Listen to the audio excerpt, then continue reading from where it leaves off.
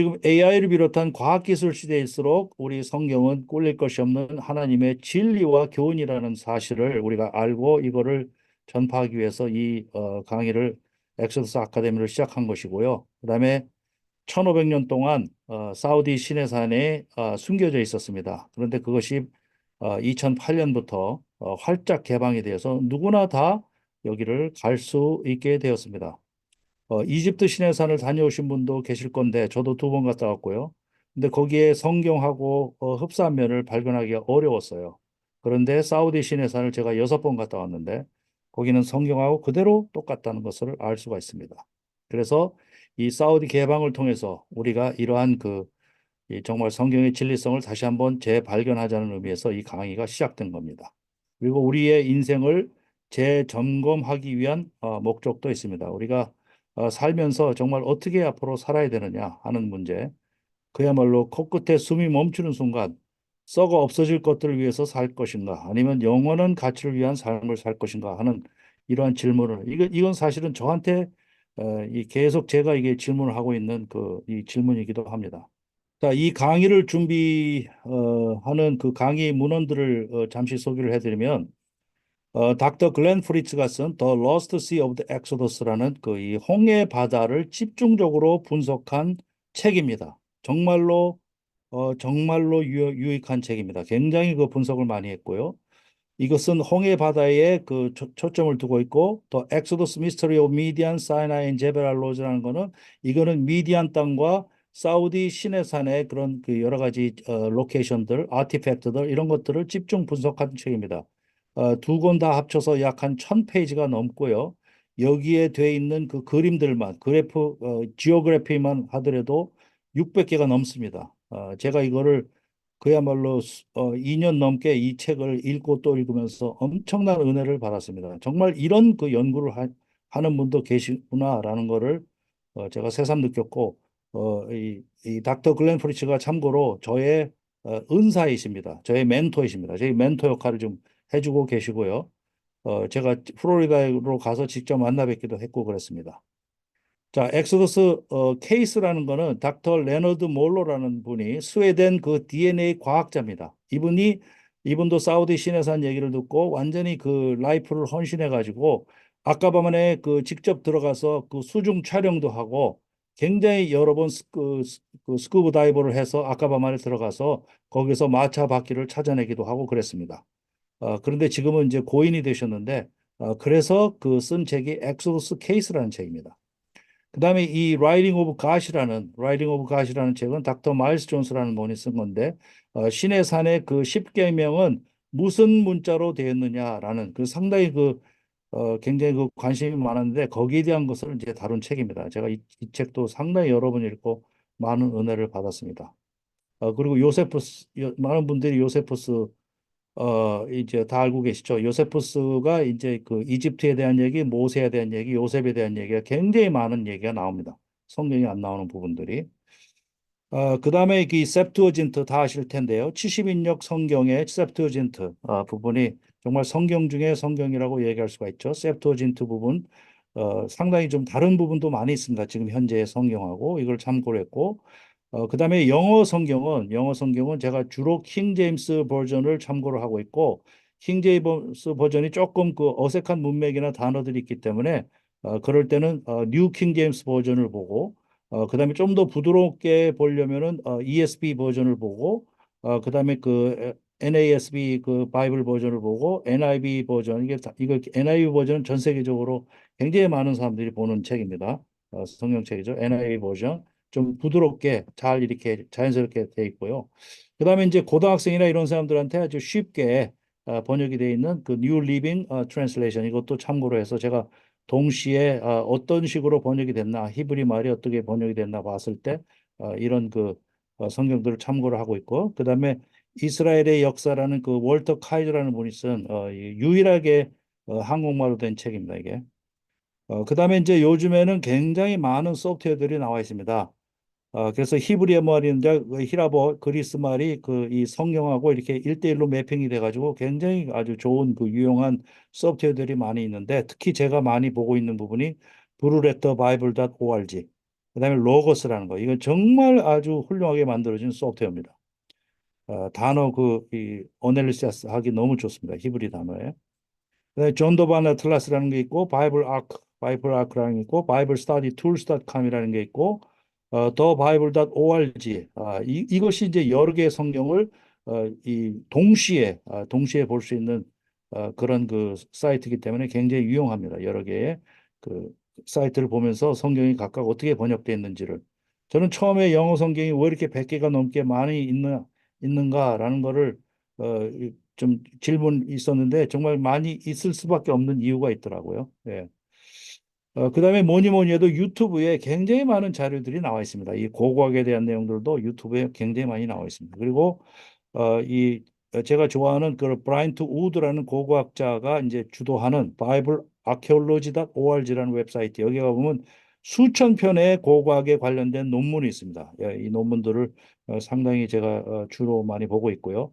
그다음에 바이블.ca라는 웹사이트 여기에도 굉장히 고고학적인 자료들이 많이 들어가 있습니다. 그다음에 조델 온스토시라고 여기 쓴 이 여자분인데 이 정말 이 여자분의 스토리를 듣고 제가 감명을 굉장히 많이 받았습니다. 이분은 평범한 주부입니다. 평범한 주부였는데 그리고 이제 모태 신앙이었어요. 그런데 자기가 주변에 있는 학자들이 너무나도 많은 학자들이 출애굽은 가짜다. 그거는 문학 작품일 뿐이다라는 얘기를 듣고 자기 스스로 신앙에 이 혼돈이 왔어요. 그래서 불가지론자에 빠져 있음을 자기가 느꼈다고 얘기를 합니다. 그래서 자기 남편한테 얘기를 해서 나 한 4년에서 5년 정도만 시간을 달라. 내가 직접 하나님이 계신지를 리서치를 해봐야 되겠다. 그래서 이 여자분이 4년에서 5년 정도 리서치를 시작하는데 그것이 결국 4년, 5년이 아니라 16년 동안을 리서치를 하게 됩니다. 16년을 리서치를 하면서 이 쓴 책이 이 여자분의 조델의 이 신앙 고백서와 같은 야훼 이그지스입니다. 야훼 이그지스. 결국 하나님은 계신다라고 고백을 하는 신앙 고백서입니다. 정말 대단한 여자분입니다. 정말 그 우리 사색에 나오는 드보라와 같은 그 여걸이 아닐 수가 없어요. 제가 이분하고 굉장히 여러 번 통화를 했어요. 여러 번 통화를 했고 이번에 SBS의 다큐멘터리 제가 이제 학자들을 소개해드리고 그랬는데 SBS 다큐멘터리에 이 여자분도 인터뷰를 하라고 우리 저 SBS PD한테 얘기를 했는데 PhD가 없다고 인터뷰를 안 한다고 그러더라고요. 한국에서는 왜 PhD가 없는 사람 인터뷰를 안 하냐 그랬더니 그것이 무슨 다큐멘터리 찍는 무슨 룰이라고 그러더라고요. 그래서 내가 무슨 그런 룰이 다 있냐고 책을 이렇게 1000페이지가 넘는 책을 쓰고 16년을 리서치를 했으면 충분히 검증이 된 거지 꼭 PhD가 있어야 되냐고 그렇게 얘기했던 기억이 납니다. 그다음에 이 찰스 베키라는 분이 19세기의 지리학자입니다. 19세기의 지리학자인데 그야말로 왕립의 영국 왕실의 지오그래퍼로서 인정을 받던 분인데 이분이 이 신에 사는 이집트에 있는 신에 사는 가짜고 홍해 바다는 저 아까바만이 맞는 홍해 바다라고 주장을 하는 바람에 모든 자기에서 박탈당하고 왕립에서 받는 그 메달까지도 다 박탈당하고 그런 순환을 겪습니다. 그런데 진실은 맞다 해가지고 써낸 책이 여기 사이나 인 아라비아 인 미디안 19세기에 이미 사우디 시내산을 주장하는 분이 있다는 사실에 제가 엄청 놀랐습니다. 그래서 그 옛날 책을 이렇게 입수해가지고 읽었는데 지금은 보니까 이렇게 아주 책이 좋게 이제 나온 게 있더라고요. 그다음에 야훼 인 더 바이블 야훼라는 말이 여기 총정이 되어 있습니다. 야훼라는 말이 굉장히 많이 나오는데 여기 총정이 되어 있어서 굉장히 유용하게 쓰고 있고 그다음에 이 버나드 바토라는 분은 상당히 희한한 분입니다. 이분은 출애굽을 역사적인 사실로 인정을 안 하는 사람 중에 하나입니다. 그럼에도 불구하고 홍해 바다는 이 수에즈만이 아닌 것 같다. 홍해 바다는 아까바만이 맞는 것 같다라고 최초로 주장한 사람 중에 한 사람입니다. 그래서 제가 이분의 논문을 주로 많이 봤고요. 그 부분만큼. 그다음에 이 이스텍 벨트 아리아라는 분이 이 고고학자인데 이 15 Years in Sinai라는 그 책을 써서 상당히 이분도 홍해 바다에 대해서 많이 입증한 분입니다. 그다음에 이 그루크 넬슨이라는 분이 이분이 바로 올브라이트의 제자 중에 한 사람입니다. 올브라이트라는 굉장히 유명한 고고학자가 있죠. 고고학은 올브라이트 아니면 설명이 안 될 정도로 지금 그 올브라이트가 꽉 잡고 있고 이 제자들이 전부 이렇게 고각을 하고 쥐락펴락 하고 있다고 해도 과언이 아닌데 그분 중에 한 그 제자인데 이분 때문에 에돔, 모압, 암몬 이런 것에 대한 그 자세한 정보가 그다음에 자세한 지도가 우리가 알려지게 됐습니다. 이분이 쓴 책이 The Other Side of the Jordan을 비롯해서 여러 책을 썼는데 정말 그 굉장히 유익한 정보들이 여기 많이 있습니다. 그다음에 이 존 갈스탱이라는 분은 그 여리고 성을 고고학적으로 발굴한 사람입니다. 여리고 성을 발굴해서 이게 정말 그 성경에 있는 말이 맞다라고 입증한 분인데 나중에 그 이 캐서린 캐년이라는 분에 의해서 그 이론이 뒤집어집니다. 그 이론이 어쨌거나 그다음에 서 알란 가디너라는 분인데 이분도 정말 고고학계에서는 문자적으로 없어서는 안 돼 아주 중요한 인물입니다. 이분이 그 이 여러 가지의 그 문자들을 해독을 했는데 이 굉장히 문자 쪽으로 유명하신 분이고 그다음에 이 모리스 카피사로라는 분도 이 홍해 바다에 대한 진실을 많이 파헤친 분이고 그다음에 이 뭐니 뭐니 해도 고고학 고센 땅을 파헤친 고고학자라고 하면은 이 오스트리아 고고학자 만프렛 비텍이라는 사람을 빼놓을 수가 없습니다. 이 사람이 수십 년 동안 고센 땅을 뒤져가지고 거기에서 발굴해낸 여러 가지 것들이 지금도 그걸 가지고 전부 분석을 해서 쓰여지고 있습니다. 만프렛 비텍 이번에 SBS 다큐멘터리 할 때 이분을 섭외해서 인터뷰를 하려고 굉장히 노력을 했는데 결국 끝까지 이분이 안 됐어요. 근데 어쨌거나 하여튼 혁혁한 고센 땅에 이스라엘 사람들이 살았다는 것을 증명해낸 아주 혁혁한 공을 세운 사람 중에 한 사람입니다. 지금 아마 굉장히 고령이래 가지고 90 넘고 이래 가지고 이분이 돌아가시기 전에 좀 인터뷰 같은 걸 좀 했으면 참 좋겠다는 생각을 많이 했습니다. 그다음에 롤랜드 드보아라는 사람도 또 Early History Israel이라는 책을 썼는데 이 책에 보면 굉장히 유용한 정보들이 굉장히 많이 나와 있습니다. 그다음에 뭐니 뭐니 해도 닥터 글렌 프리츠 이분이 아까도 얘기했듯이 이 사우디 신해사를 주장하는 유일한 학자 중에 한 사람인데 이분은 국왕치과 의사입니다. US 에어포스의 국왕치과 의사였던 사람이 사우디 신해산 얘기를 듣고 자그마치 23년 동안을 여기에 온 라이프를 헌신합니다. 그래서 써낸 책이 이 두 권입니다. Lost Sea of the Exodus라는 책하고 엑소더스 미스터리라는 책하고 어, 저하고는 요즘에도 전화 통화도 하고 뭐 이메일로 상당히 많이 주고받습니다. 플로리다에 갔을 때 이번 SBS 다큐멘터리 찍을 때 이게 찍는 그 과정입니다. 이분이. 정말 라이프를 완전히 헌신한 분입니다. 여기에 그 성경의 진리를 찾아서. 그다음에 티모티 마혼이라는 분이 있어요. 티모티 마혼이라는 분이 이 패턴 오브 에비던스 이 영화를 6개의 시리즈 영화를 제작을 했어요. 그래서 두 권은 레드 시 미라클이라고 1 and 2는 이건 홍해 바다에 집중적으로 조명을 한 홍해 바다가 어디냐?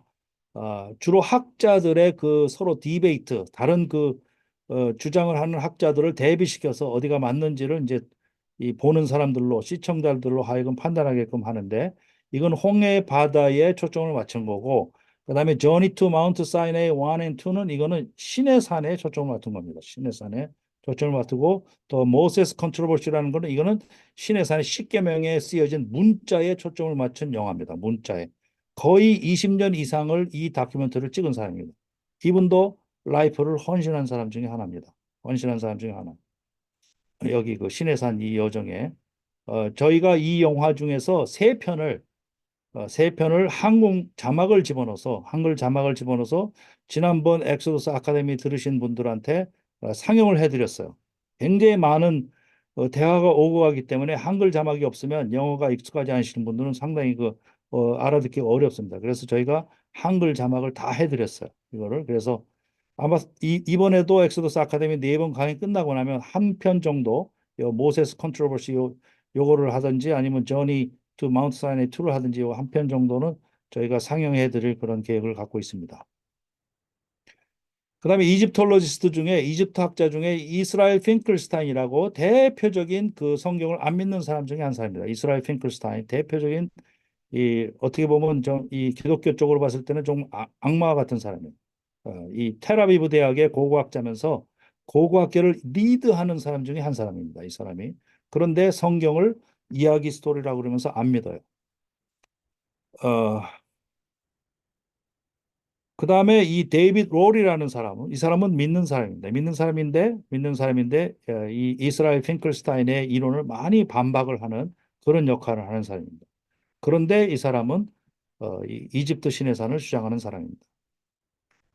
그다음에 이 고고학계의 이 거두 세 사람, 서 플린더스 패트리라는 사람, 서 알란 가든이라는 사람, 올브라이트라는 사람, 이 세 사람이 정말 이 고고학계에 없어서는 안 될 인물들이고요.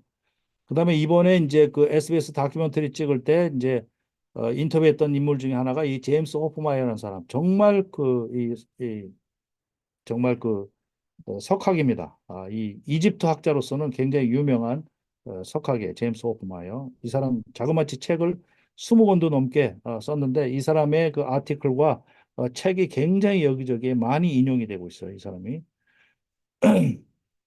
그다음에 이 캐터린 캐년이라고 하는 이 영국의 고고학자인데 1950년도에 여리고성을 이 발굴한 사람입니다. 발굴한 사람 중에 한 사람인데 아까 이 게스탱이라는 인물의 이론을 뒤집어 이 사람이 뭘로 뒤집냐?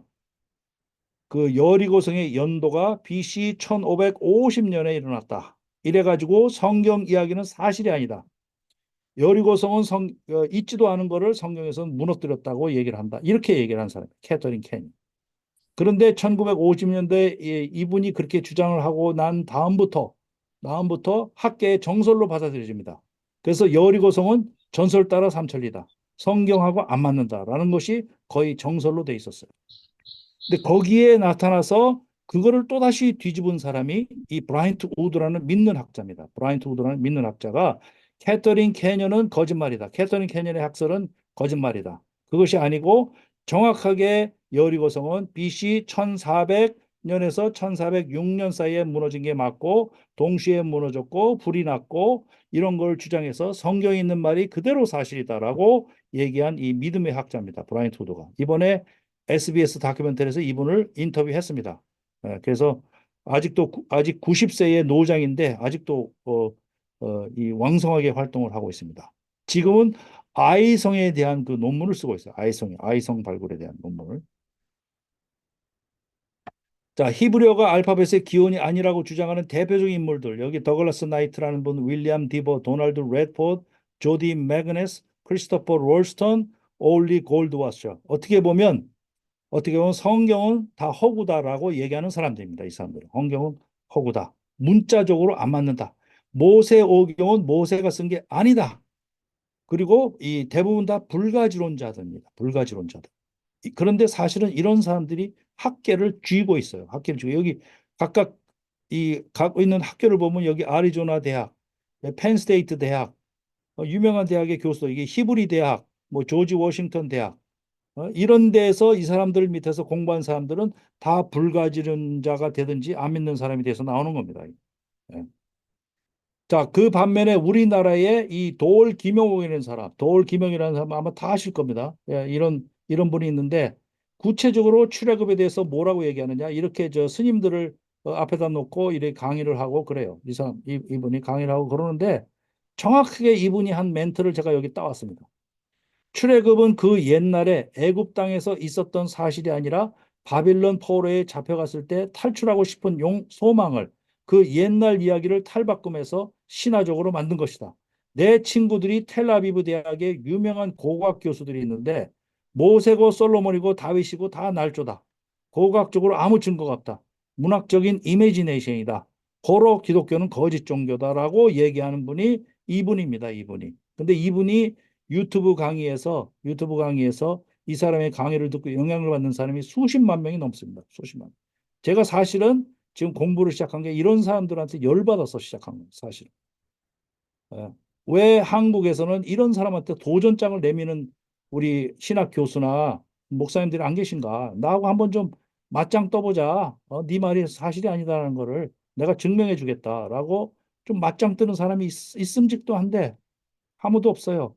이 사람이 얘기하는 고고학 교수, 테라비브 대학의 유명한 고고학 교수가 있는데 다 없다, 고고학적 증거가 없다고 얘기하는 그 사람 장본인이 바로 이 이스라엘 핑클스타인하고 이 지브 홀조그라는 사람입니다. 이 인물들이에요. 이 텔아비브의 고고학 교수는 대부분 다 안 믿는 사람들입니다.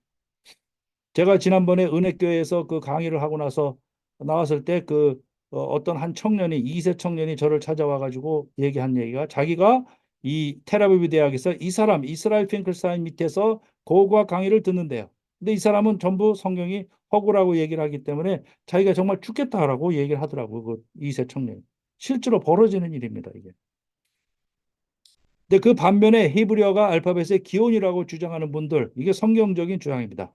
이 피터 젠틀이라는 분, 이 세미나리에 그 두안 가르시는 거, 데이비드 롤, 그다음에 크리스 너튼이라는 거, 브라이언 리켓이라는 거, 전부 제가 이번에 그 인터뷰를 하려고 이제 섭외했던 사람들 중에 하나인데 된 사람은 한 사람, 된 사람은 이 더글라스 페트로비치밖에 없습니다. 이 더글라스 페트로비치가 우리의 호프입니다. 우리의 호프. 이 사람이 신의 산에서의 문자, 하나님이 주신 문자가 그것이 히브리어의 기원이 되고 그것이 알파벳의 기원이 된다라고 주장한 아주 그 스마트한 그 학자입니다.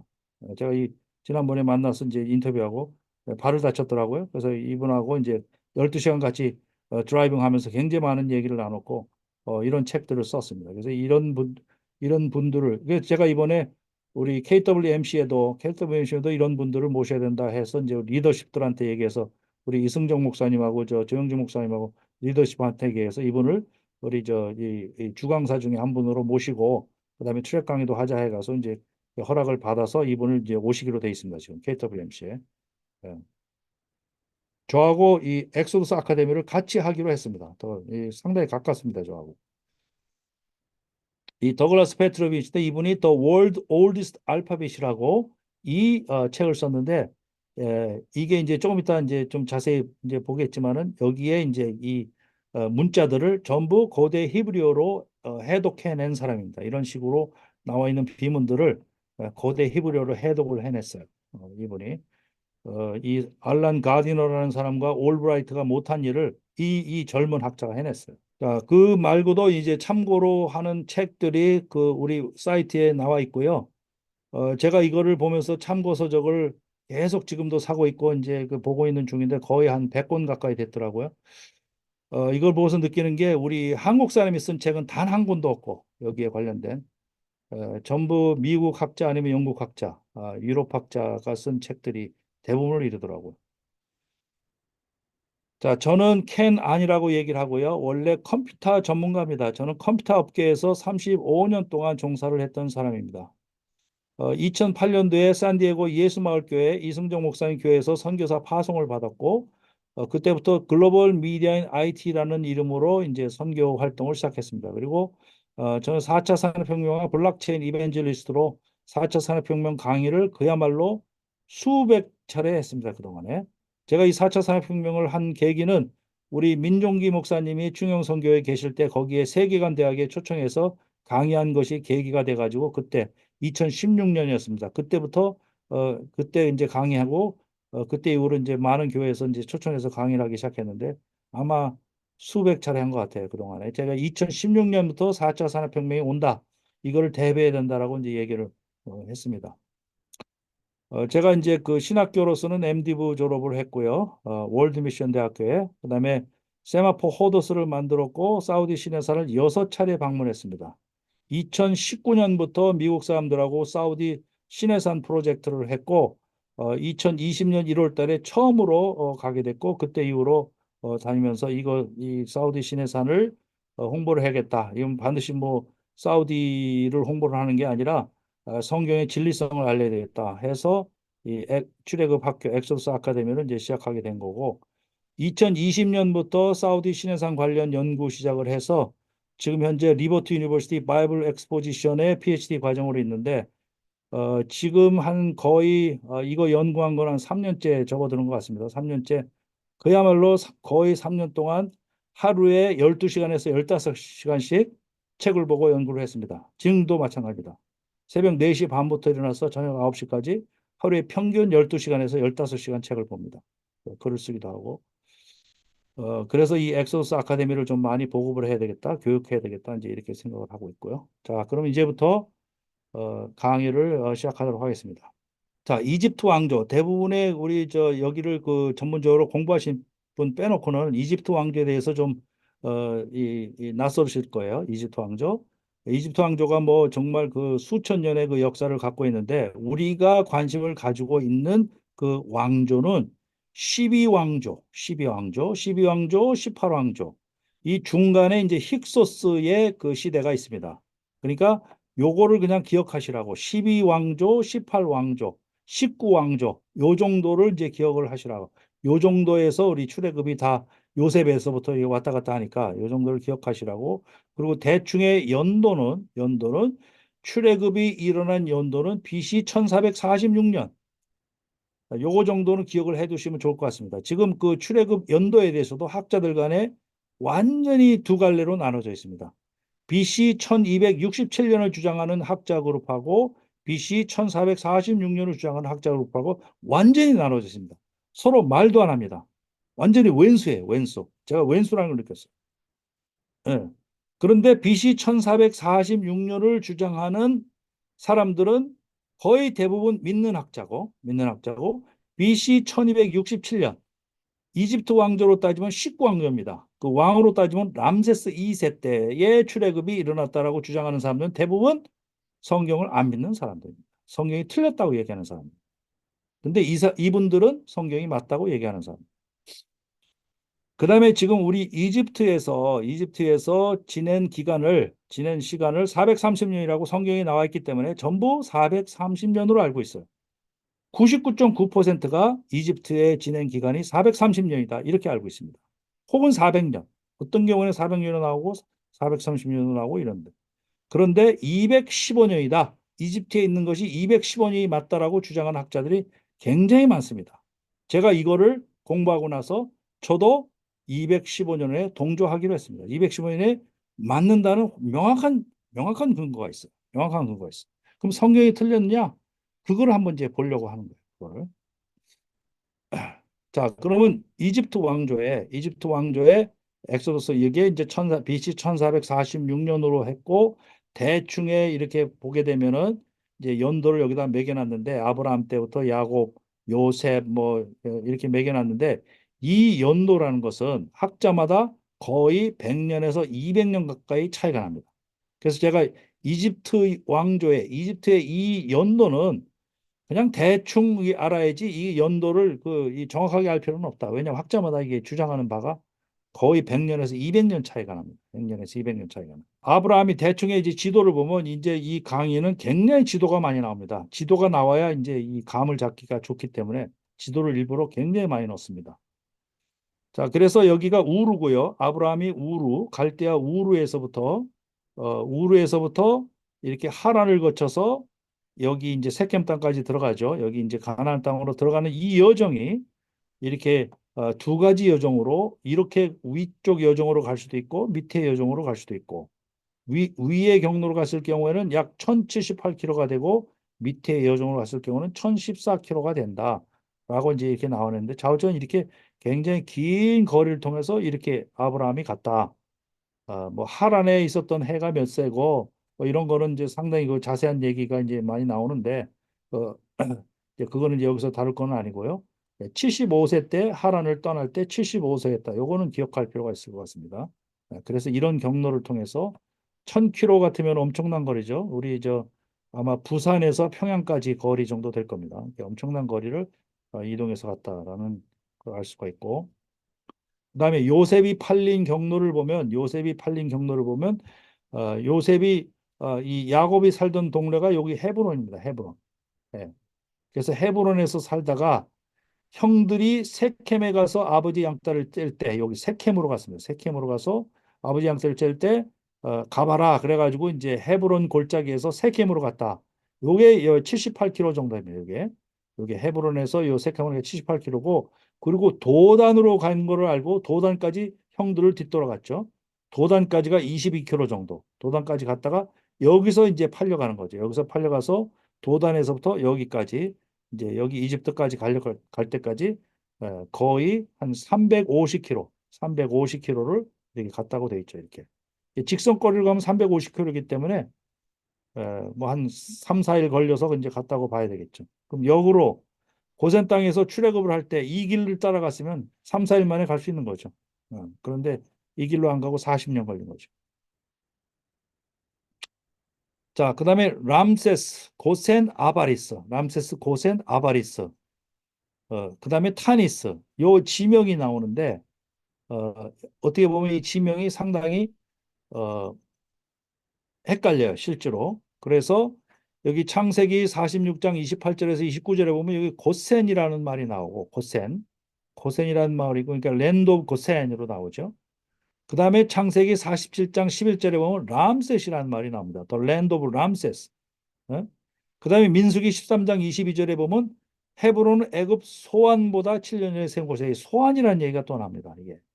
그래서 지명이 성경에 이렇게 세 가지가 각각 다른 곳이 나오는데 이것이 이제 아까 얘기했던 그 만프렛 비택이 이제 밝혀진 고고학적으로 밝혀진 바에 의하면 여기가 요 파쿠스라고 되어 있는 분이 요게 고센이라고 되어 있습니다. 요게 파쿠스가 고센이고 여기 파이람세스라고 되어 있는 요 파이라는 건 집이라는 뜻입니다. 파이람세스가 그 바로 옆에 있고 그 옆에 아바리스. 아바리스는 힉소스의 수도가 아바리스입니다. 힉소스의 수도가 아바리스. 그 바로 옆이 파이람세스가 되어 있고 고센하고 람세스는 조금 떨어져 있어요. 그럼 고센은 어떻게 보면 요 디스트릭을 얘기하는 거고 람세스는 그 중에서도 핵심 시티를 얘기를 합니다. 그리고 이거를 고고학적인 발굴 현장으로 봤을 때 이집트 사람들은 텔 엘 다바라고 부릅니다. 텔 엘 다바라고 이 전체를 해서 텔 엘 다바.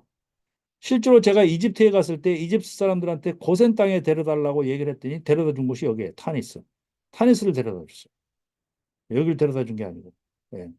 타니스가 여기 민수기에 나와 있는 이 소안 땅이라고 돼 있습니다. 소안 땅이 여기 타니스라고 돼 있어요. 그러니까 실제로 비슷비슷한 곳이긴 하지만 정확하게 이 같은 지명은 아닌 거죠. 조금 조금씩 차이가 난다는 사실을 알 수가 있습니다.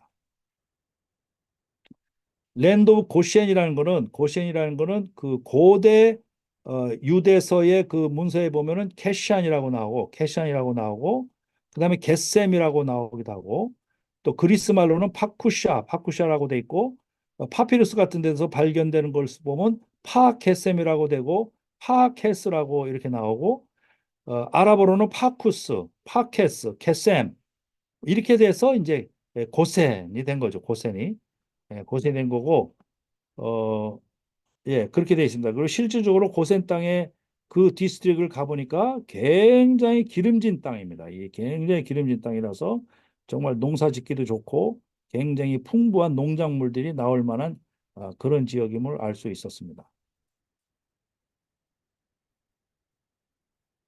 자, 야곱이 머물던 곳이 바로 여기 아바리스로 되어 있습니다. 아바리스에. 예, 아바리스 여기에. 아바리스 여기도 있고. 예, 힉소스의 수도였죠. 자, 요셉이 바로 그 이집트의 12왕조 때인데, 요셉이 12왕조 때입니다. 12왕조 때. 요 12왕조 때에 그, 바로 왕을 보면 세누세렛 3세. 예. 이거는 참고로 학자마다 좀 차이가 나는데 저는 이 데이빗 롤이라는 사람의 책을 참조를 했습니다. 데이빗 롤의 엑소더스 미스와 미스터리라는 책, 요거를 참조를 했고요. 세누세렛 3세와 그의 아들 아메넴 헷 3세가 이제 공동 섭정한 기간이 있는데 요때가 요셉 때라는 거죠. 요때가 요셉 때입니다. 요셉 때의 일들이 요 세누세렛 3세와 아메넴 헵 3세가 이 공동 섭정을 할 때 그때 다 이루어졌습니다.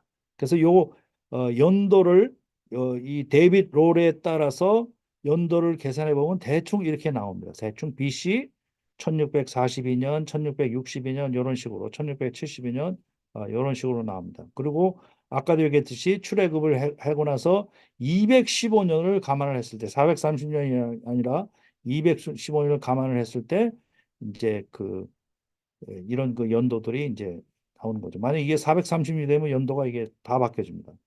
그래서 어떻게 보면은 그 430년이냐 215년이 굉장히 중요한 문제인데 조금 있다가 이제 왜 430년이 아니고 215년이라는 사실을 자세하게 제가 설명드리려고 합니다. 자, 그리고 이 천문학적으로 데이빗 롤이 연도 측정을 천문학적으로 시도를 했어요. 천문학적으로. 지금 컴퓨터가 발달이 돼가지고 이 천문학에서 이제 컴퓨터로 이 연도를 계산할 수 있는 방법이 있다고 책에 써놨어요. 근데 뭐 정확하게 어떻게 계산하는지는 정말 그 이 컴퓨터 소프트웨어의 그 내부 구조를 알기 전에는 잘 모르겠더라고요. 근데 뭐 하여튼 이런 도표를 써서 이렇게 세누세르 3세와 뭐 이런 그 이집트 왕조의 계산을 계속 반복해서 이 컴퓨터를 계산시켜 가지고 그 중에서 근사치를 뽑아내는 방법이라고 얘기를 해요. 그래서 이 세누세르 3세와 아멘헡 3세의 그 연도를 측정을 했는데 그래서 아까 그 데이빗 롤이라는 사람의 그 연도가 나온 겁니다. 예. 뭐 이런 방법이 있다는 사실만 제가 소개를 해드리고요. 뭐 정확하게 어떻게 작동하는지는 근데 이거 뭐 제가 원래 컴퓨터를 전공했으니까 나중에 이런 방법을 한번 좀 실제로 소프트웨어를 써서 해보고 싶은 생각도 있습니다. 이런 걸. 자, 그다음에 좀 재밌는 사실이 창세기 39장 1절에 보니까 애굽 사람 보디발의 집으로 요셉이 팔려나가는데 보디발을 여기 보디발 그리고 이제 이 히브리어로 보면 이렇게 돼 있습니다. 보디발. 예? 뭐 다 아시겠죠? 여기 보디발의 아내한테 이제 유혹을 당하는 그 우리 내용은 뭐다 알 거고. 근데 창세기 41장 45절에 보니까 요셉이 총리가 이제 될 때에 이 사브낫 바네아라는 이름을 주어서 온의 제사장 보디베라의 딸 아스낫을 그에게 주어 아내로 삼게 했다 그랬어요. 어, 저는 이 책에서 이게 요세푸스에도 나와 있어요. 요세푸스 책에도 보면 이게 동일 인물입니다. 이 보디발하고 이 보디발은 동일 인물이에요. 예? 그럼 아스낫은 그 요셉을 그 유혹하던 그 사람하고 어떻게 되느냐? 물론 이제 배다른 사람이 되는 거죠. 예.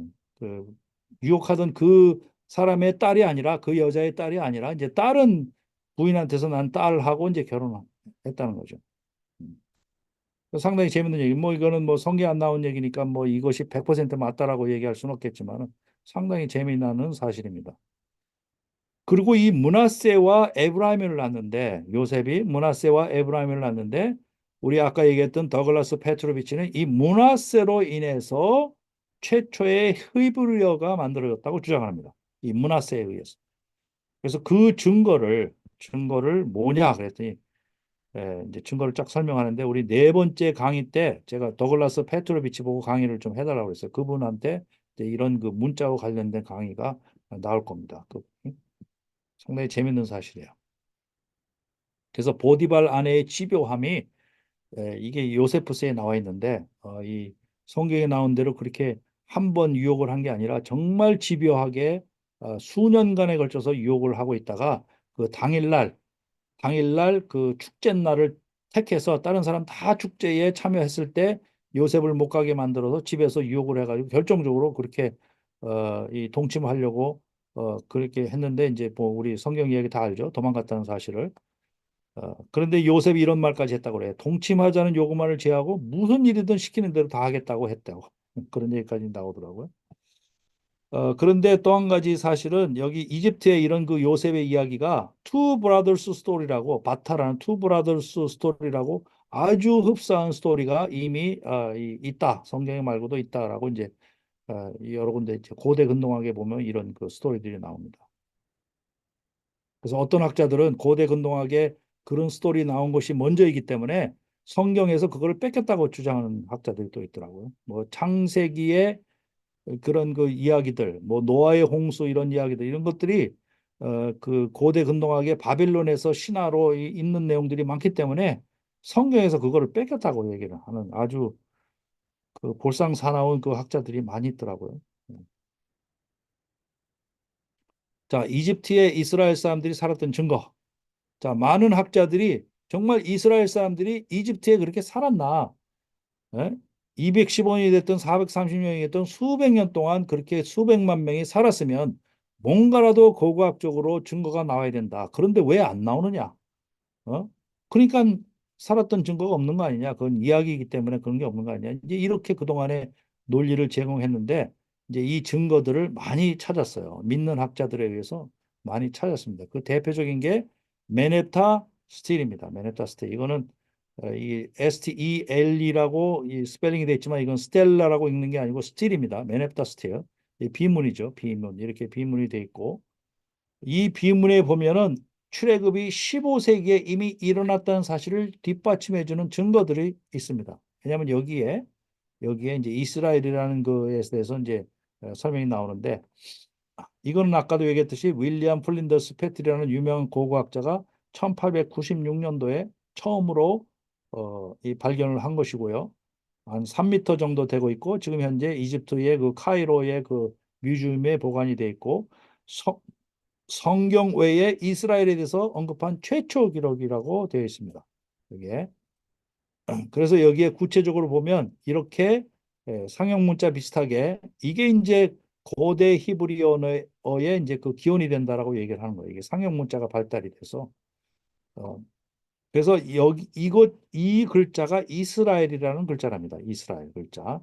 이스라엘 글자고 여기 비문의 내용을 자세히 보면 이런 내용이랍니다. Israel is wasted, its seed is not, and Huru is become a widow because of Egypt. 뭐 이런 식으로 나와 있기 때문에 이것의 연도가 BC 1270년도에서 1208년도 사이에 사사기 시대일 것으로 추정하기 때문에 이게 이제 이집트의 그 바로 왕이 자기가 여기 가나안 지방을 가서 상당히 그 연전연승하고 공을 세웠다라고 이제 자랑하는 그런 비문이기 때문에 이게 사사기 시대 이까지 여호수아 시대일 수는 없다라고 이제 얘기한 거죠. 왜냐하면 여호수아 시대는 여호수아가 연전연승을 했기 때문에 여호수아가 연전연승했던 시절에 이집트 군이 와가지고 가나안 땅에 이렇게 자기가 정복을 했다라고 하는 거는 서로 맞지가 않으니까 그래서 사사기 시대일 것으로 이제 추정을 한다는 거죠. 그래서 BC 1272년에서 1208년도 사이에 나와 있고 이게 이제 왕조로 따지면 람세스 2세 때 람세스 2세 밑에 람세스 2세 아들이 메르넵타인데 그 메르넵타가 이거를 이제 이 전승 기념으로 한 거죠. 이 메르넵타가 람세스의 아들이. 그래서 실제로 이런 내용들이 이제 나와 있는 거죠. 여기에 보면 여러 가지 이제 지명들이 나와요. 어, 체하누라는 말이 나고 이거는 히타이트 쪽을 얘기하는 거 파케넨이라고 지금 가자 지역을 얘기하는 게 나오고 아시켈론이라고 게자 지역을 얘기를 하고 여러 가지 지명들이 나오면서 여기 이스라엘이 나오기 때문에 시리아가 나오고 이거는 상당히 신빙성이 있는 얘기가 나오는 실제로 여기 지명들이 다 나오기 때문에 주변에 있는 국가들이었기 때문에 그래서 이것이 실제로 그 아들인 파라오 메르넵타가 이집트 북쪽에 있는 적들을 무찔렀다는 얘기. 여기에 이스라엘도 나오기 때문에 이스라엘이라는 국가가 이때 이미 형성이 돼 있었다라고 이제 돼 있는 거죠. 만약에 1267년도 람세스 2세 때 출애굽이 일어났으면 람세스 2세 때 출애굽이 일어났으면 이거는 연도상으로 안 맞는 거죠. 어? 연도상으로 안 맞는 거예요. 그래서 결정적으로 이 1446년, 1447년을 주장하는 사람들에 의해서 이것이 증거로 이제 되고 또 이스라엘이 그 당시에 국가 형태로 있었다라는 또 그 증거도 되는 그런 그 스틸이 되는 거죠.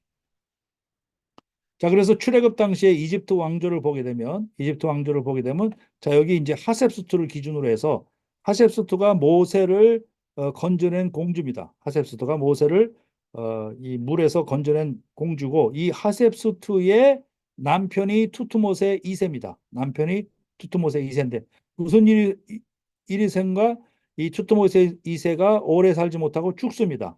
그래서 하셉스투가 섭정을 합니다. 상당 기간 동안 섭정을 해요.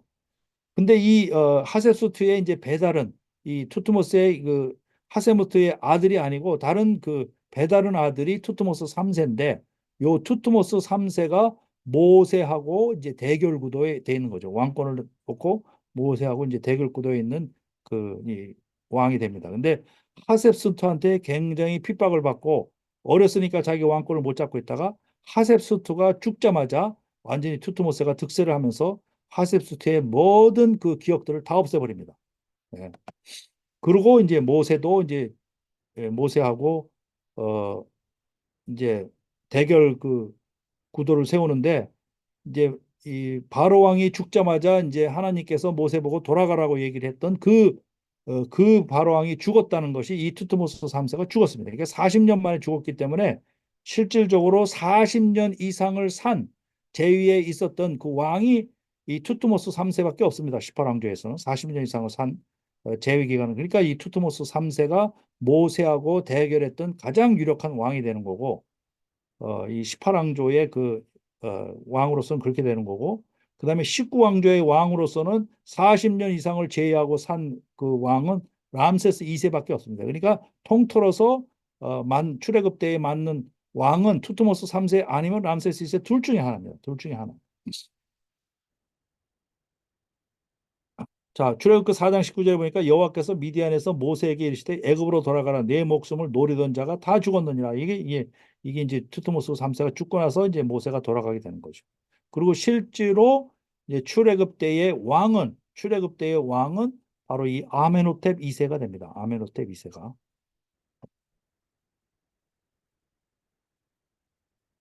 자, 이게 18왕조에 대한 이 내용들이 여기 다 나와 있고요. 18왕조의 그 왕이.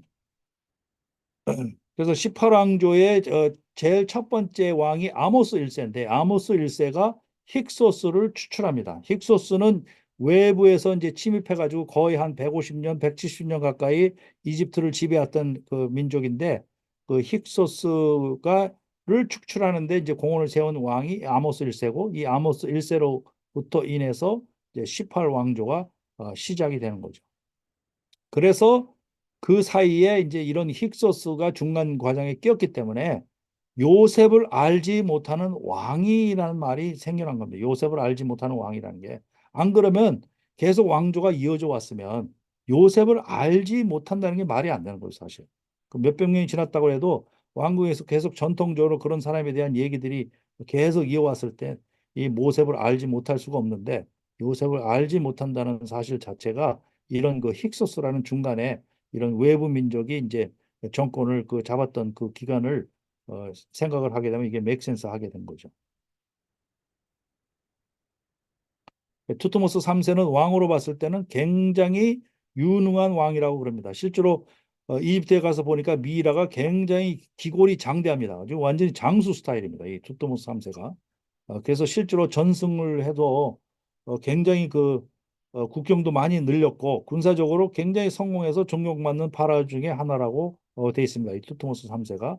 그리고 이집트 제국을 시리아 국경까지 넓혀서 아나톨리아와 히타이트와 대립하고 국경 도시는 가데시까지 그렇게 이제 돼 있고 이 투트모스 3세가 집권하는 동안 모세는 미디안 땅에서 양치고 있었죠. 예.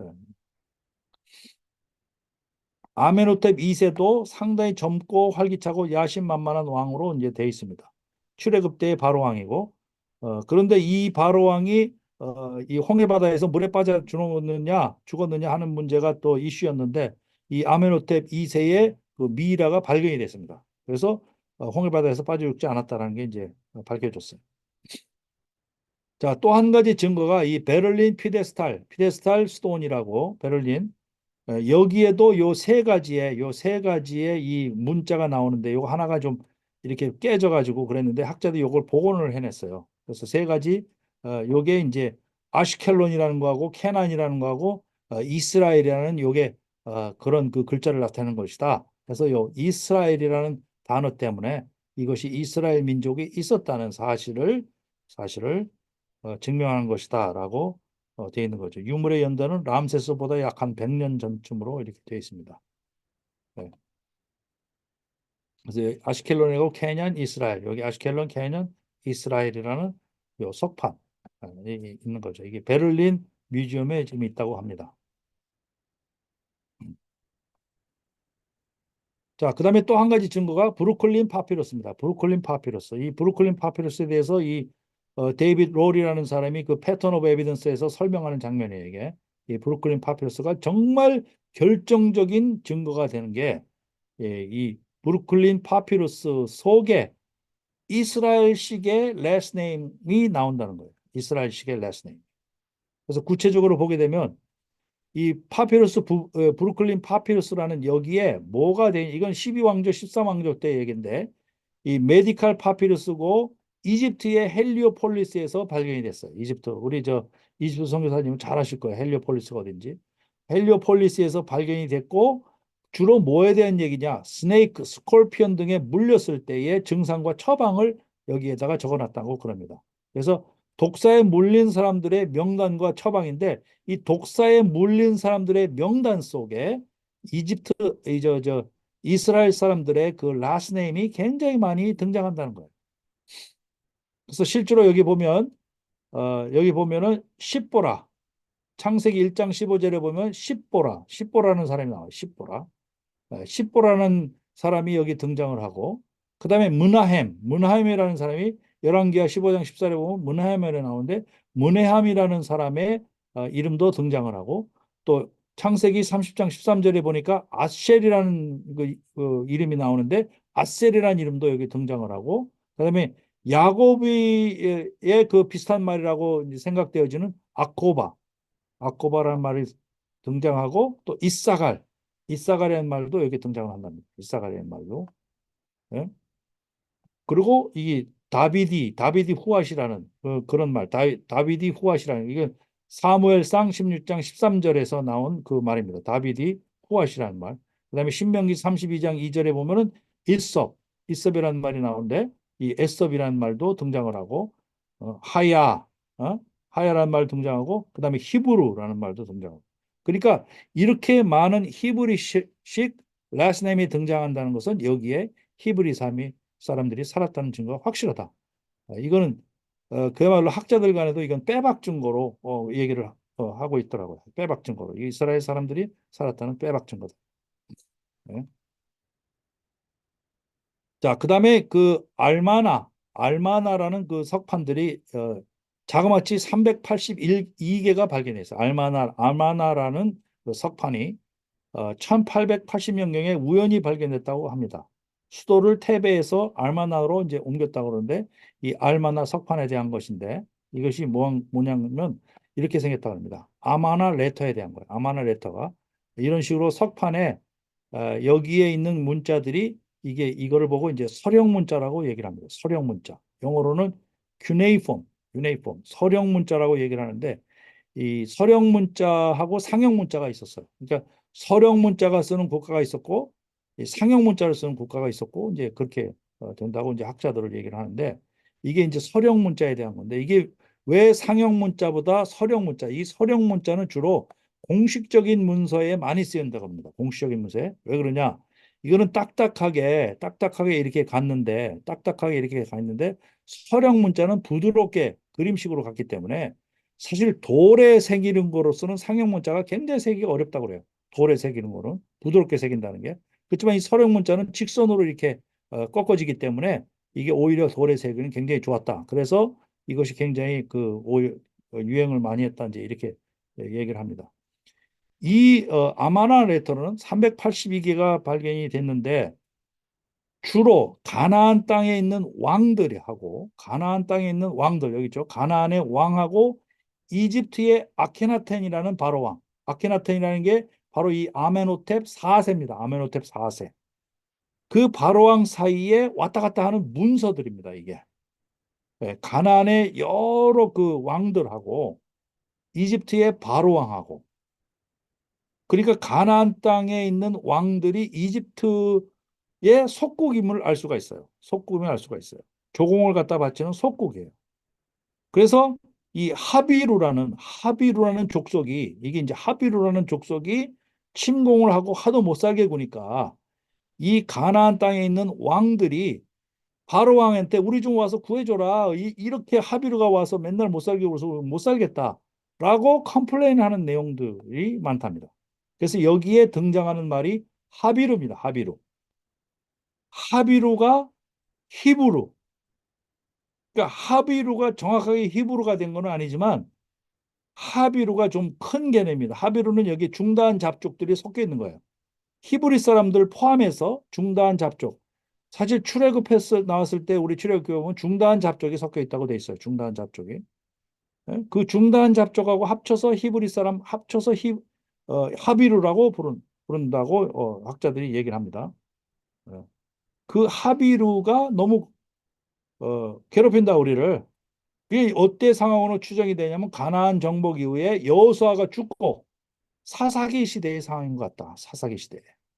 그게.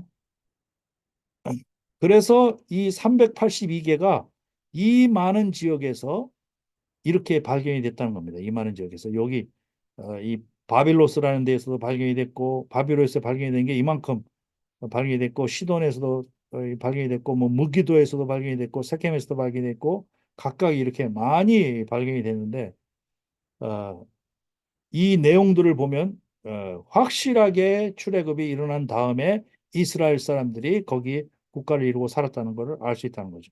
그래서 한 예를 들면 대저 왕이 바로 왕에게 이 땅을 하비르의 손에서 구해주세요. 전쟁이 정말 치열합니다. 뭐 이런 식으로 해서 이게 갔답니다. 그리고 여기 또한 또 다른 거는 하비르는 우리보다 정말 강합니다. 이런 말이 여기 들어있다 그러고 왕은 그 동생에게 말하기를 하비르에게 넘겨주기로 서약했습니다.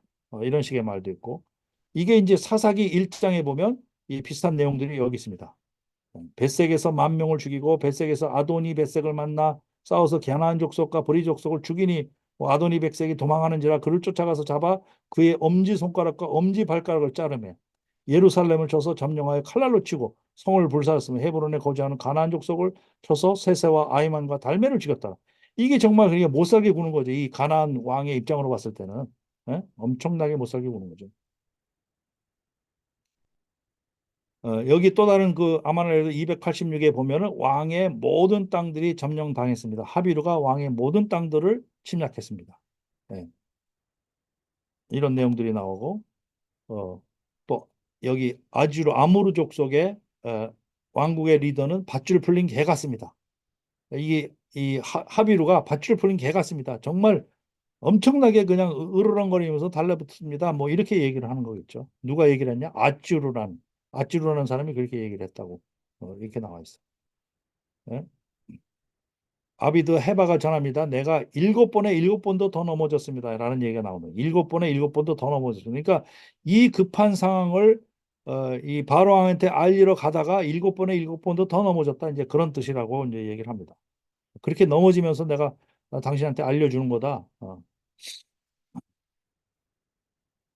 그래서 아마나 레터만 잘 분석을 해도 엄청나게 많은 것들이 나오는데 이제 학자들이 많이 분석을 한 것 같고 저것도 근데 많은 숙제가 있을 것 같아요. 그 아마나 레터 속에 뭐 다 분석한 게 아니고 300 몇십 개 되는 거를 아마 분명히 다 재해석할 여지가 아직 남아 있는 것 같은 생각이 들어요. 그다음에 이푸어 파피루스라고 이게 이제 19 왕조 때 발견이 된 겁니다. 이푸어 파피루스라고.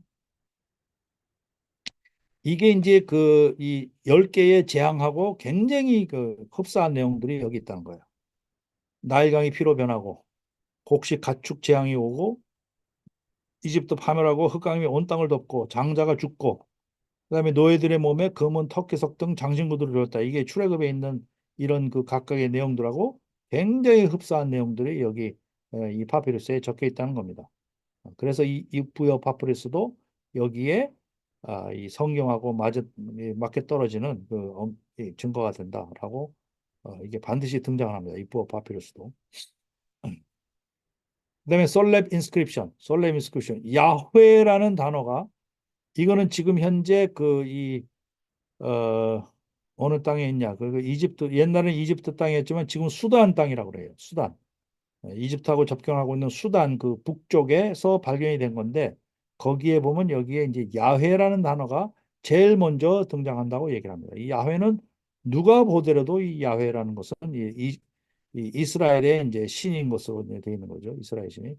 여기 이제 야훼에 대한 인스크립션이 나온다. 아, 그래서 여기 랜드 오브 샤스의 야훼 뭐 이렇게 이제 네.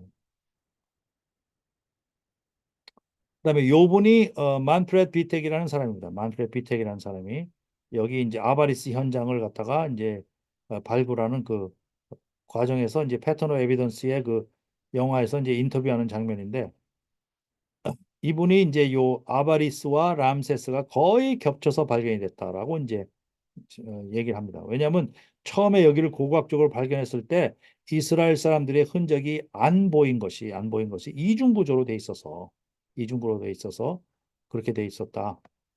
그런데 이제 이중구조가 밝혀지고 나서 이제 각각이 뒤져보니까 이제 엄청난 그 고고학적인 증거들이 많이 발견이 됐다라고 얘기를 합니다. 그래서 이분의 발굴에 의해서 각각 여기에 이제 지도가 만들어졌어요. 그래서 여기 8, 9, 10, 11, 12, 13 여기 보면은 8, 9, 10, 8, 10, 11, 14 여기는 이제 18왕조, 19왕조 때의 어, 유물들이고 그다음에 여기 1, 2, 3, 4, 5 되는 건 12왕조 뭐 이때의 유물들이고 이 6, 7 돼 있는 거는 힉소스 왕조 때 얘기고 이제 거의 이것이 겹쳐져서 나온다고 얘기를 합니다. 예, 고고학적으로 굉장히 엄청난 사실 공을 세운 거죠 이게. 이게 이런 그 지도를 그릴 정도로 이렇게 다 돼 있으니까. 그래서 이스라엘 사람들이 처음에 고센 땅으로 갔을 때는 그 주변에서 제일 큰 도시라고 돼 있습니다. 제일 큰 도시고 아직 노예 생활하지 않았을 때고 그다음에 wealthy and rich로 돼 있습니다. 굉장히 잘 살았고 번영했다. 이것은 이제 데이비드 로리라는 사람하고 제임스 호프마이어라는 사람의 책에 나옵니다. 아바리스에. 그래서 그 사람들의 이론에 근거해서 이 패턴 오브 에비던스의 영화 제작자들이 이렇게 애니메이션으로 그려놓은 겁니다. 이게 그 당시의 상황을 이런 식으로 돼 있을 것이다라고 애니메이션으로 그려놨어요. 상당히 번영한 지역. 그러니까 번성하고 자손들 많이 낳고 그다음에 풍요하고 했다는 사실을 알 수가 있어요. 예? 그리고 이런 식의 집이 발견이 된답니다. 여기 12기둥이 있고 12기둥이 있고 12기둥이 있고 이 집은 시리아식으로 되어 있습니다. 시리아식으로. 그러니까 아브라함이 시리아 쪽에서 왔기 때문에 그쪽의 모습을 딴 집이 여기에 있다라는 사실을 밝혀낸 겁니다. 그리고 12기둥. 이거는 12종족을 얘기하는 거죠. 12. 이스라엘의 그 12지파를 얘기하는 거죠. 12기둥이 있었고 뭐 그렇지 않으면 12기둥이 있을 이유가 없다는 거죠, 여기에. 예? 그다음에 여기에 이제 12개의 무덤, 12개의 무덤이 발견이 됐고 여기에 이제 요셉의 무덤이 여기서 발견이 돼요. 무덤은 아니죠. 실제로 요셉의 해골은 들고 나갔으니까 출애굽 때 들고 나갔으니까 이제 요셉의 무덤은 없는데 여기 이제 요셉의 동상이 세워져 있는 거죠. 여기에 요셉의 그 동상이 세워져 있는데 이렇게 이제 시리아 스타일의 집, 이렇게 시리아 스타일의 집에 이걸 이제 복원한 거예요. 애니메이션으로 이렇게 복원했는데, 이것 자체가 이제 시리아 북부 하란에서 왔고, 뭐 이런 것들이 이게 증명이 된다는 거죠.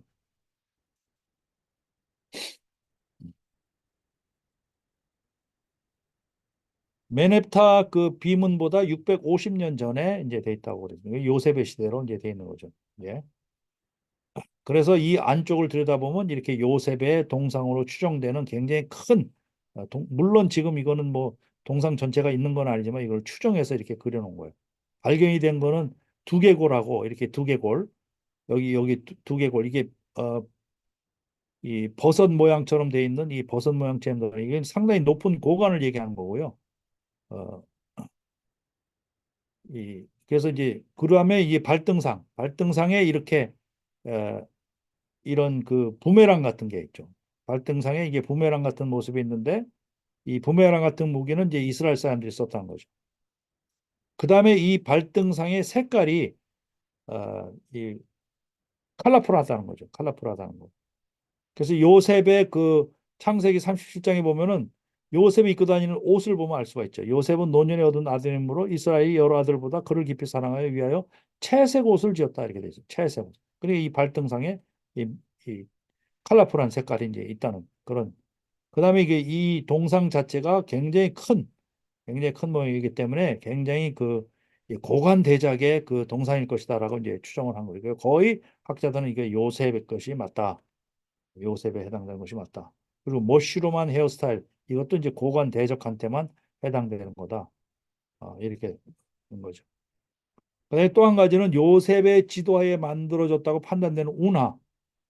이게 이제 파이움 운하라고 얘기를 하는데 파이움 운하라고 이 요셉 시대에 만들어졌다고 추정되는 운하. 이 가뭄을 대비해서 만들어졌다고 추정되는 운하. 이게 지금도 있다고 그럽니다. 이게 운하가 지금도 그 흔적이 있다고 그래요. 어, 우리 이집트 선교사님은 잘 아실 건데 그래서 이게 사람들이 이걸 요셉의 운하라고 부른답니다. 이 성경에는 이 운하에 대한 얘기는 안 나와 있어요. 근데 이 운하가 만들어졌다라고 돼 있고 이게 그래서 조셉 카날이라고 돼 있답니다. 조셉 카날. 그리고 이 고고학적으로 어떤 한순간에 한 바로 왕이 엄청나게 모든 부를 다 거머쥐었다라는 사실을 고고학자들이 발견했다고 얘기를 해요. 참 이거를 어떻게 이제 발견했는지는 모르지만 나머지 바로 왕들은 완전히 어, 위세가 축소되고 한 바로 왕이 거의 모든 것을 잡았다. 한 파로가 경제적 부를 독점했다. 어? 이런 얘기가 이제 우리 창세기 47장 10절에 보면 나오죠. 그러므로 요셉이 애굽의 모든 토지를 다 사서 바로에게 바치니 애굽의 모든 사람들이 기근에 시달려 각기 토지를 팔았습니다. 땅이 바로의 소유가 되니라. 온 전국을 바로 왕이 다 손에 쥐었다라고 돼 있다는 거죠. 예? 그리고 이런 무덤들이 발견이 됐는데 이 무덤들의 스타일은 이집트 스타일이 아니고 여기에 나와 있는 건 이 세메틱.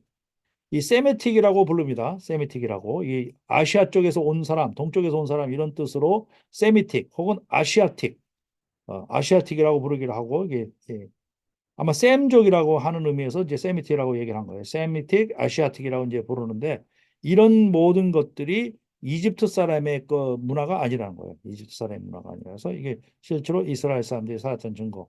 가장 대표적으로 얘기하는 분이 이 제임스 오프마이어라는 사람입니다. 그야말로 엄청난 학자죠. 제임스 오프마이어 지난번에 만나서 이제 3시간 동안 인터뷰를 했을 때 이제 찍은 사진인데 이분이 랭캐스터에 삽니다. 랭캐스터에. 그 바로 이제 아미시 공동체가 바로 있는 그 마을입니다. 그래서 제가 아미시냐고 물었거든요. 근데 아미시 아니라고 그러더라고요. 자기는 복음주의라고. 상당히 믿는 분이라고 얘기를 하는데 믿는 분이라고 얘기를 하는데 참 안타깝게도 홍해바다는 레이크 발라 호수를 홍해바다라고 주장하는 분이에요. 왜 호수를 주장하는? 예, 이 수에즈만으로 주장하는 학자들도 있지만 호수를 홍해바다로 주장하는 학자들도 상당히 많이 있어요. 호수를 건넜다는 거죠. 호수를. 그게 이제 다 이제 그 홍해바다의 기원이 레드시가 씨 오브 리드로 갈대의 바다라는 데에서부터 왔다고 하는 그 믿음에서부터 출발할 건데 이제 그거를 지금 뒤집는 작업을 해야 됩니다. 씨 오브 리드가 홍해바다가 아니다. 제가 이제 두 번째 강의에서 이제 그걸 집중적으로 얘기할 건데 씨 오브 리드가 아니다. 이제 레드시가 씨 오브 리드가 아니다. 아, 이게 이제 그 뭐가 잘못됐다 중간에 이제 이런 거를 이제 주장하는 분이 아까 얘기했던 그 버나드 바토라는 분이 있고 카피사라는 분이 있고 이제 이미 예전부터 그런 걸 주장하는 분들이 꽤 있었어요. 근데 그거를 뭐랄까 좀 집대성했다 그럴까? 그분이 이제 이 닥터 글렌 프리츠라는 그 책에서 나와 있고 제가 그 책의 영향을 많이 받아서 이번에 레드시에 대한 그 논문도 하나 썼는데 정말 레드시에 대한 규명이 필요합니다. 그래야 정확하게 홍해 바다가 어딘지 그래야 이 시내산의 위치가 규명이 됩니다. 네, 하여튼 이 제임스 오프마이어는 레이크 발라라는 거를 주장하는데 레이크 발라가 지금 다 말랐어요. 예, 다 말랐으면 거기서 마차바퀴라도 발견이 돼야 되는데 왜 마차바퀴 없냐고. 근데 이분을 추종하는 이분을 멘토로 생각하는 더글라스 페트로비치가 이분이 멘토예요, 사실. 그래가지고 이분이 레이크 발라를 주장하니까 더글라스도 덩달아서 레이크 발라라고 얘기를 하는데 제가 그래서 마차바퀴 찾아와라. 그 마차바퀴 있을 건데 거기. 어? 근데 그걸 그 많은 넓은 땅을 어디를 다 뒤지냐고 그렇게 얘기를 하는데 하여튼 지금 이 호수도 학자마다 이 호수가 거기 이집트 근처에 많이 있어요. 그 호수 주장하는 호수가 각각 또 다 틀려요 또. 자 그리고 이제 노예 시대로 접어들면서 이제 해골이 영양 결핍된 그 해골이 많이 나타나고 어린이 30대 초반에 죽고 유아와 어린아이들 시체가 많이 발견이 되고 뭐 무덤에서 여자들 남자들 많이 발견되고 이런 것들도 이제 규명이 됐다. 우리가 그 봤던 그이 영화 십계라는 영화 이 십계라는 영화에 정말 세세 드밀이라는 정말 저 희대의 거장이 만든 영화죠. 십계명이라는 영화. 정말 이런 영화를 만든 사람이 간증 스토리 부분요. 그것도 엄청난 믿음의 집안이에요. 그 세세드밀이라는 그 십계명을 만든 사람도. 그 손녀딸이 나와서 증거를 하고 그랬는데 정말 이걸 만들어 가지고 이거가 끼친 영향은 정말 어마어마할 겁니다. 이게 십계명이 이거 저도 이거 어렸을 때 보고서 여기 엄청난 영향을 받았는데 근데 여기 나오는 이 왕이 바로 왕이 람세스 2세입니다. 예, 람세스 2세로 묘사를 합니다. 그러니까 이때만 해도 그 BC 1267년 람세스 2세 왕이 우세한 거예요. 예. 자, 그러고 나서 이제 힉소스가 침입을 했고 출애굽기 1장 8절에 보니까 요셉을 알지 못하는 새 왕이 일어나 애굽을 다스리더니 그래서 이 힉소스족이 누구냐라는 것이 이제 또 많은 그 논박인데 이사야서 52장 4절에 보니까 여기에 보니까 아수르인으로 묘사하더라고. 아수르인. 예, 아수르인이 공인이 그들을 압박하였도다. 그리고 이런 식으로 벽화가 힉소스족에 대한 벽화가 이제 이런 식으로 많이 발견이 됩니다. 그리고 힉소스 왕조는 이렇게 17왕조로 얘기를 하는데 힉소스의 이름이 달라요. 이집트 바로 왕의 이름하고 다릅니다. 이름 체계가 달라요. 이렇게 돼 있고 어쨌거나 힉소스를 몰아냄으로 해서 18왕조가 이제 시작이 된 거죠. 거의 한 150년에서 170년 정도 힉소스 왕조가 지배했다고 그렇게 나와 있습니다. 그래서 요셉을 알지 못하는 새 왕이라는 거는 이거는 학자들 간에 거의 일치하더라고요. 아모스 1세, 아모스 1세 이렇게 이제 동상이 다 나와 있습니다. 아모스 1세 바로 18왕조의 초대 왕입니다. 18왕조의 초대 왕 아모스 1세고 여기서부터 이제 모세가 이제 등장하기 시작하는 거죠. 모세가 등장을 하죠. BC 1446년 80세에 되던 해에 투트모스 3세가 죽고 여러 해 후에 애굽 왕은 죽었고 이스라엘 자손은 고된 노동으로 말미암아 탄식하며 부르짖으니 그 고된 노동으로 말미암아 부르짖는 소리가 하나님께 상달된지라 이렇게 돼 있죠. 그래서 80세 때 떨기나무 야훼 하나님이 하나님을 만나고 이제 출애굽이 시작이 된 거죠. 여기서. 그래서 요세프스에 나오는 모세 탄성의 그거를 보니까 이 상당히 모세가 어렸을 때부터 이제 자랄 때부터 이 군대 장관으로 이제 투입이 돼가지고 상당히 전투에 능했다는 걸 알 수 있어요. 이디오피아의 군대 장관으로 삼아서 이디오피아 전투에 투입이 됐어요. 이디오피아 전투에 투입이 됐는데 이 사람이 그 신의 형상을 지녔고 굉장히 마음이 관대해서 굉장히 많은 이 테르무티스라는 사람이 테르무티스가 바로 이게 하세스트 공주입니다. 하세스트 공주가 왕자로 삼으면 좋겠다라고 이제 생각을 했다는 거예요. 그리고 실제로 요셉은 요게벳의 젖을 먹고 자랐어요. 자기 친모의 젖을 먹고 자랐다고 돼 있습니다. 친모의. 지금 친모가 어떻게 젖을 주느냐? 스토리가 여러 가지 있는데 그게 이제 미리암의 공헌으로 인해서 이제 그 유모가 이집트의 유모가 젖이 안 나오는 걸로 해서 우리 잘 나오는 우리 이스라엘 유모가 있다 그래가지고 이제 요게벳을 추천해서 실제로 요게벳이 왕궁에 들어가서 젖을 먹였다고 얘기를 합니다. 그래서 자기 친모의 젖을 먹고 자랐다라고 이제 요세푸스에 돼 있어요. 근데 뭐 하여튼 그 어렸을 때 젊었을 때부터 이 굉장히 이 전투에 능했고 그래서 이디오피아의 군대 장관으로 삼았다. 근데 이디오피아의 전투를 했을 때 이 당시에는 그 독뱀들이 너무너무 많아가지고 이 전투에 독뱀들이 많아가지고 전투를 할 수 없을 정도라고 돼요. 이 독뱀들이 굉장히 작은 뱀들인데 막 머리까지 튀어 올라가가지고 사람들을 그 물고 이제 죽이고 하는 바람에 정말 전투를 제대로 못했다고 그러는데 이 모세는 이베스라는 새를 가지고 이 독뱀을 잡아먹는 새라고 그래요. 이베스라는 새를 가지고 그 독뱀들을 물리치고 이디오피아를 점령했다. 뭐 이런 얘기가 나와요. 그래서 이디오피아 왕이 이 왕의 딸이 모세에게 반해서 결혼했다. 뭐 이런 얘기도 나옵니다. 70명이 이주했다는 얘기 나오죠. 70명이 큰 민족을 이루게 하리라 해가지고 이제 70명. 창세기 46장 26절에 보니까 66명이라고 되기도 하고 어디에는 75명이라고 나오기도 하고 그래요. 어떤 게 맞는 거냐? 66명이 나오고 여기 70명으로 돼 있어요. 예? 그럼 몇 명이 간 게 맞는 거냐? 이것도 이제 좀 왈가왈부거리가 되는데 몇 명이 갔느냐라는 걸 정확하게 보니까 창세기 46장 26절 27절에 보니까 레아 자손 33명, 실바 자손 16명, 라헬 자손 14명, 비라 자손 10명 이래가지고 66명인데 여기에는 요셉이 낳은 아들 에브라임과 미나세하고 야곱 자신이 빠졌어요. 그걸 다 합치면 70명이 되는 거예요. 이거 뭐 간단한 거예요, 이거는.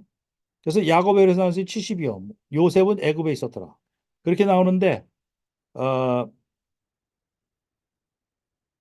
여기 사도행전 7장 10절에 보니까 이 스데반 집사가 죽기 전에 성령의 이 감동을 받아가지고 얘기한 중에 보니까 요셉이 사람을 보내어 그의 아버지 야곱과 온 친족 75사람을 청하였다 이랬어요. 75사람. 그 갑자기 75사람을 어디서 났냐? 5명이 어디서 났냐? 근데 여기 70인역, 셉투어진트 70인역에 보니까 여기에 대한 해답이 나와 있어요. 어.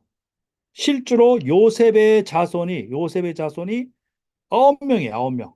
뭐 손자까지 포함됐어. 요셉의 자손이 9명. 그러니까 66명에다가 9명을 합치면 75명이 됩니다. 자, 그런데 실제로 이 닥터 글렌 프리츠는 아들들의 부인들, 손자, 손녀, 증손자, 증손녀, 딸들의 남편, 이름 없는 딸들, 이름 없는 딸들의 남편, 첩들 이런 사람들 다 합쳐야 된다. 그래서 전체 한 330명이 갔다 이렇게 주장을 합니다. 그래서 그걸 가지고 이제 인구 계산법에 의해서 계산을 해놓은 게 있어요. 좀 이따 설명하기로 하고. 자, 이집트에 거주한 기간을 보면은 430년이나 215년, 요거에 대해서 좀 설명을 하겠습니다. 출애굽기 12장 40절 41절 보니까 430년, 이스라엘 자손이 애굽에 거주한 지 430년이라 430년이 끝나는 그날에 나왔다. 이렇게 돼 있고 여기 창세기 15장 14절 보니까 400년 동안 네 자손을 괴롭힌다 이렇게 돼 있어. 갈라디아서 3장 10절에 보니까 또 여기 430년이라는 얘기가 나오고 사도행전 13장 10절에 보니까 광야에서 40년, 뭐 여기 또 450년 이런 얘기가 나오고 어? 그런 얘기가 나와서 우리는 대부분 대충 이제 430년으로 제가 보니까 99.9%가 전부 430년으로 알고 있어요. 근데 실제로 이걸 설명하기 앞서서 우리 성경의 구절을 보면 히브리 성경이 있죠. 히브리 성경이 있고 히라버 성경이 있습니다. 라틴어 성경이 있고 영어 거기서부터 영어 성경이 나왔고 독일어 성경이 나오고 그랬습니다. 히브리 성경은 사마리아 오경이 있고 마소라 테스트가 있고 레닌그라드 코덱스가 있습니다. 이런 것들을 모아서 나중에 이제 어, 히브리 성경이 이렇게 돼 있고 이런 것들을 이 70역 성경에서는 이제 그리스어로 코인의 그리스어로 번역해서 이 70인역 성경이 나오게 되는 거죠. 히라보로. 그리고 이제 그 제롬이 라틴 벌게이트로 해서 이제 라틴어 성경이 나오는 것이고 여기서부터 또 영어 성경이 나와서 위클리프에서부터 킹 제임스 버전이 나오고 또 이 루터가 번역을 해가지고 독일어 성경이 나오고 이런 과정이 있는 것입니다. 이런 과정이 굉장히 줄여서 얘기를 한 거지만요. 자, 그런데 실제로 보니까 여기 이제 430년이라고 얘기하는 거를 이제 반박하는 거야. 자, 실제로 이집트에서 출애굽을 한 사람의 내용을 보니까 여기 이제 레이가 있고 고핫이 있고 무라리가 있고 뭐 이렇게 쫙 나옵니다. 그러니까 레이하고 고핫이 한꺼번에 갔어요. 야곱하고 레이하고 고핫이 갔어요. 레이의 아들이 고핫이죠. 레이의 아들이 고핫이고 고핫의 아들이 아므람이고 아므람의 아들이 모세입니다. 그러니까 3대예요. 3대. 그러니까 애굽으로 내려간 이스라엘 가족의 이름은 이러하니다. 레이의 아들은 게르손과 그앗과 무랄이에요. 그러니까 고핫이 레이의 아들입니다. 그리고 고핫의 아들이 아므람. 요 구조로 아시겠죠? 모세. 그런데 고핫이 133세를 살다가 죽었어요. 예, 물론 이 애굽 땅에서 죽었겠죠. 아므람은 애굽 땅에서 태어나서 137년을 살다가 죽었어요. 모세는 80세 때 출애굽이 됐어요. 그러면 고핫이 아므람을 죽기 직전에 133세에 낳았다고 쳐도 이 전체가 350밖에 안 돼요. 그럼 430이 어디서 나와? 예? 이건 숫자적으로 명확한 거예요. 그런데 실질적으로 죽기 직전에 사람을 낳, 낳는 게 아니라 충분히 그 전에 낳겠죠. 고핫이 130살이었지만 그 전에 뭐 40세에 낳을 수도 있고 50세에 낳을 수도 있고 이렇게 된 거예요. 그러면 350년보다 훨씬 작아야 됩니다. 이집트에서 산 전부 횟수가 350년보다 훨씬 작아야 됩니다. 근데 왜 성경에 430년이 끝나는 그날에 나왔다고 430년이 나왔느냐? 왜 성경에 이렇게 됐느냐? 그 기원을 따져보니까 여기 갈라디아에서 3장 10절에 해답이 조금 있습니다. 갈라디아서 이게 사도 바울이 한 얘기입니다. 사도 바울이 한 얘기를 보니까 하나님께서 미리 정하신 언약을 430년 후에 생긴 율법이 폐기하지 못한다 이랬어요. 그러면 하나님께서 미리 정하신 언약은 이건 아브라함한테 준 언약입니다. 아브라함한테 준 언약이에요. 아브라함이 75세 때 준 언약입니다. 그런데 그로부터 430년 후에 시내산에서 율법이 생긴 거예요. 그로부터 430년 후에 시내산에서 율법이 생긴 거예요. 이거를 수학적으로 계산하면 이렇게 됩니다. 자, 아브라함이 75세 때 이제 그 가나안 땅으로 갔고 이삭을 100세 때 낳았어요. 이삭을 100세 때 낳고 야곱은 60세 때 낳았어요. 그리고 야곱이 130대 세 때 출애굽을 했습니다. 그래서 요 기간을 다 합쳐보면 215년이 됩니다. 그러니까 다시 말하면 뭐냐면 아브라함이 언약을 받고 가나안 땅에서 산 횟수가 215년이에요. 그럼 사도 바울의 얘기는 뭐냐? 가나안 땅에서 산 횟수와 이집트에서 산 횟수를 다 합쳐서 430년이라는 얘기가 나옵니다. 합쳐서 430년.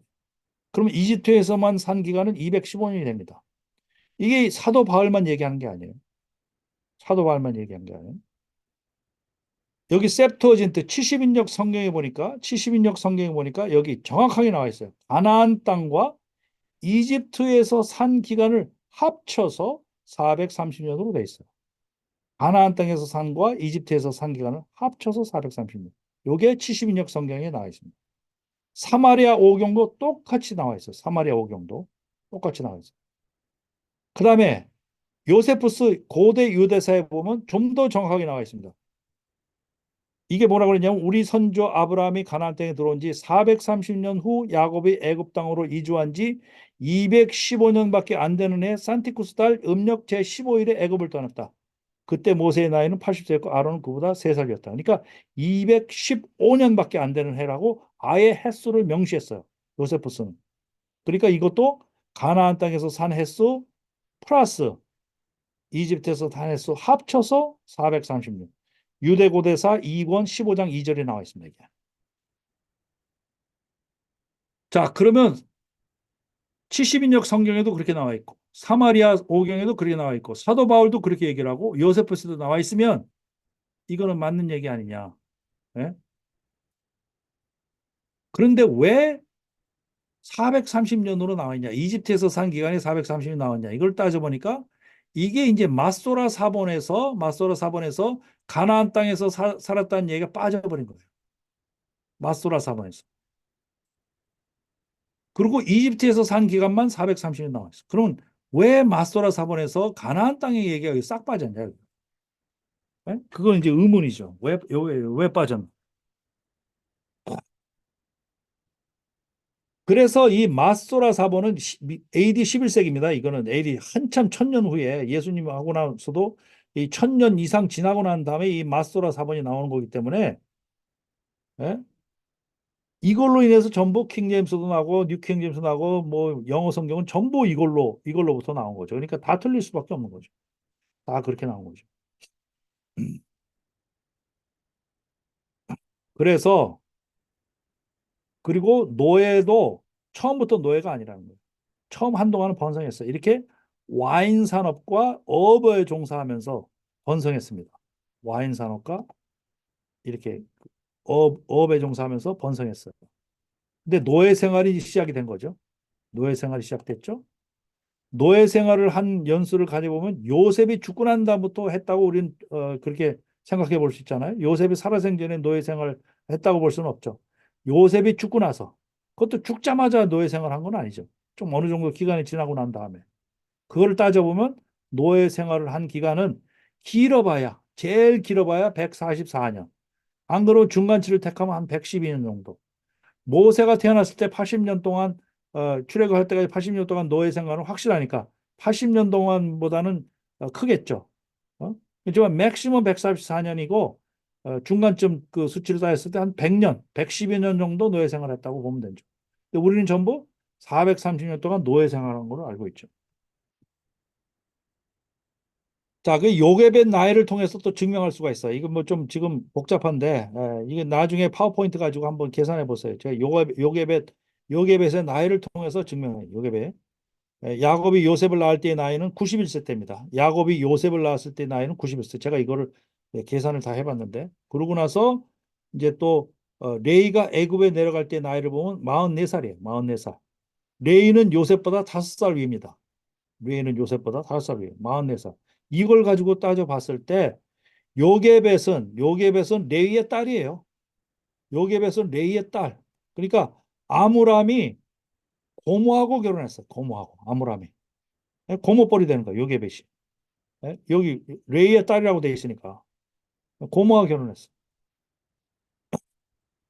자, 이렇게 봤을 때 이 이거를 레이가 이제 이집트 갔을 때 44세고 137세 죽었고 모세가 80세 때 이 출애굽이 됐고 하는 것을 만약에 거주하는 기간을 이집트 총 거주 기간을 430년으로 계산하면 430년으로 계산하면 이 요게벳이 모세를 낳았을 때의 나이는 257세가 됩니다. 요게벳이 모세를 낳았을 때 나이가 257세가 돼요. 이게 숫자적으로 이게 말이 안 되는 거예요. 그렇지만 215년으로 계산하면 42세 때 모세를 낳았다는 게 딱 떨어져요. 이게 요게벳의 나이를 봐서도 215년이 맞습니다. 제가 이게 더글라스 페트로비치한테 이런 산수 얘기를 해주니까 이게 산수를 이해를 못 하더라고. 이게 보통 그 인문학 쪽 하는 사람이 이 수학을 이거 잘 이해를 못 해요. 그러니까 제가 볼 때 학자들도 이거 430년 주장하는 사람들은 이런 수학적인 계산을 안 해본 것 같아. 이런 수학적인 계산을 하면은 이 답이 나옵니다. 이건 수학이니까. 근데 이 학자들 중에서 430년을 지지하는 사람은 이런 사람들. 뭐 나름대로 굉장히 유명한 그 학자들이죠. 뭐 유진 메리라는 사람 굉장히 유명한 학자고 윌리엄 프로프트 마찬가지고 더글라스 스튜어트, 뭐 리차드 헤스, 로저 영, 더글라스 페트로비치도 뭐 저하고 가깝긴 하지만 430년을 지지하는 사람이에요. 215년을 지지하는 사람 중에 보면 이 215년을 지지하는 사람도 만만치 않습니다. 제임스 오프마이어가 215년을 지지합니다. 데이비 롤 지지하고 글렌 페리츠, 뭐 로버트 앤더슨 뭐 이런 많은 사람들이 지지하는데 저도 확실하게 여기다가 이제 cap살이 꼈어요. 그냥. 저도 215년 지지하는 쪽으로. 근데 이게 중요한 게 이유가 뭐냐면 바로 이게 연도 계산하는데 연도에 따라서 이게 증거가 채택이 되느냐 안 되느냐가 나타나기 때문에 연도가 중요해져요. 자, 그다음에 출애굽 연도도 중요한데 출애굽 연도 이게 아까 얘기했듯이 BC 1446년이냐 1447년이냐 또 1267년 이거에 따라서 이제 달라지는데 1267년을 주장하는 사람은 이거를 보고 이제 레이트 데이트라고 얘기합니다. 레이트 데이트라고 얘기를 하는데 바로 출애굽기 1장 11절에 근거해서 얘기를 합니다.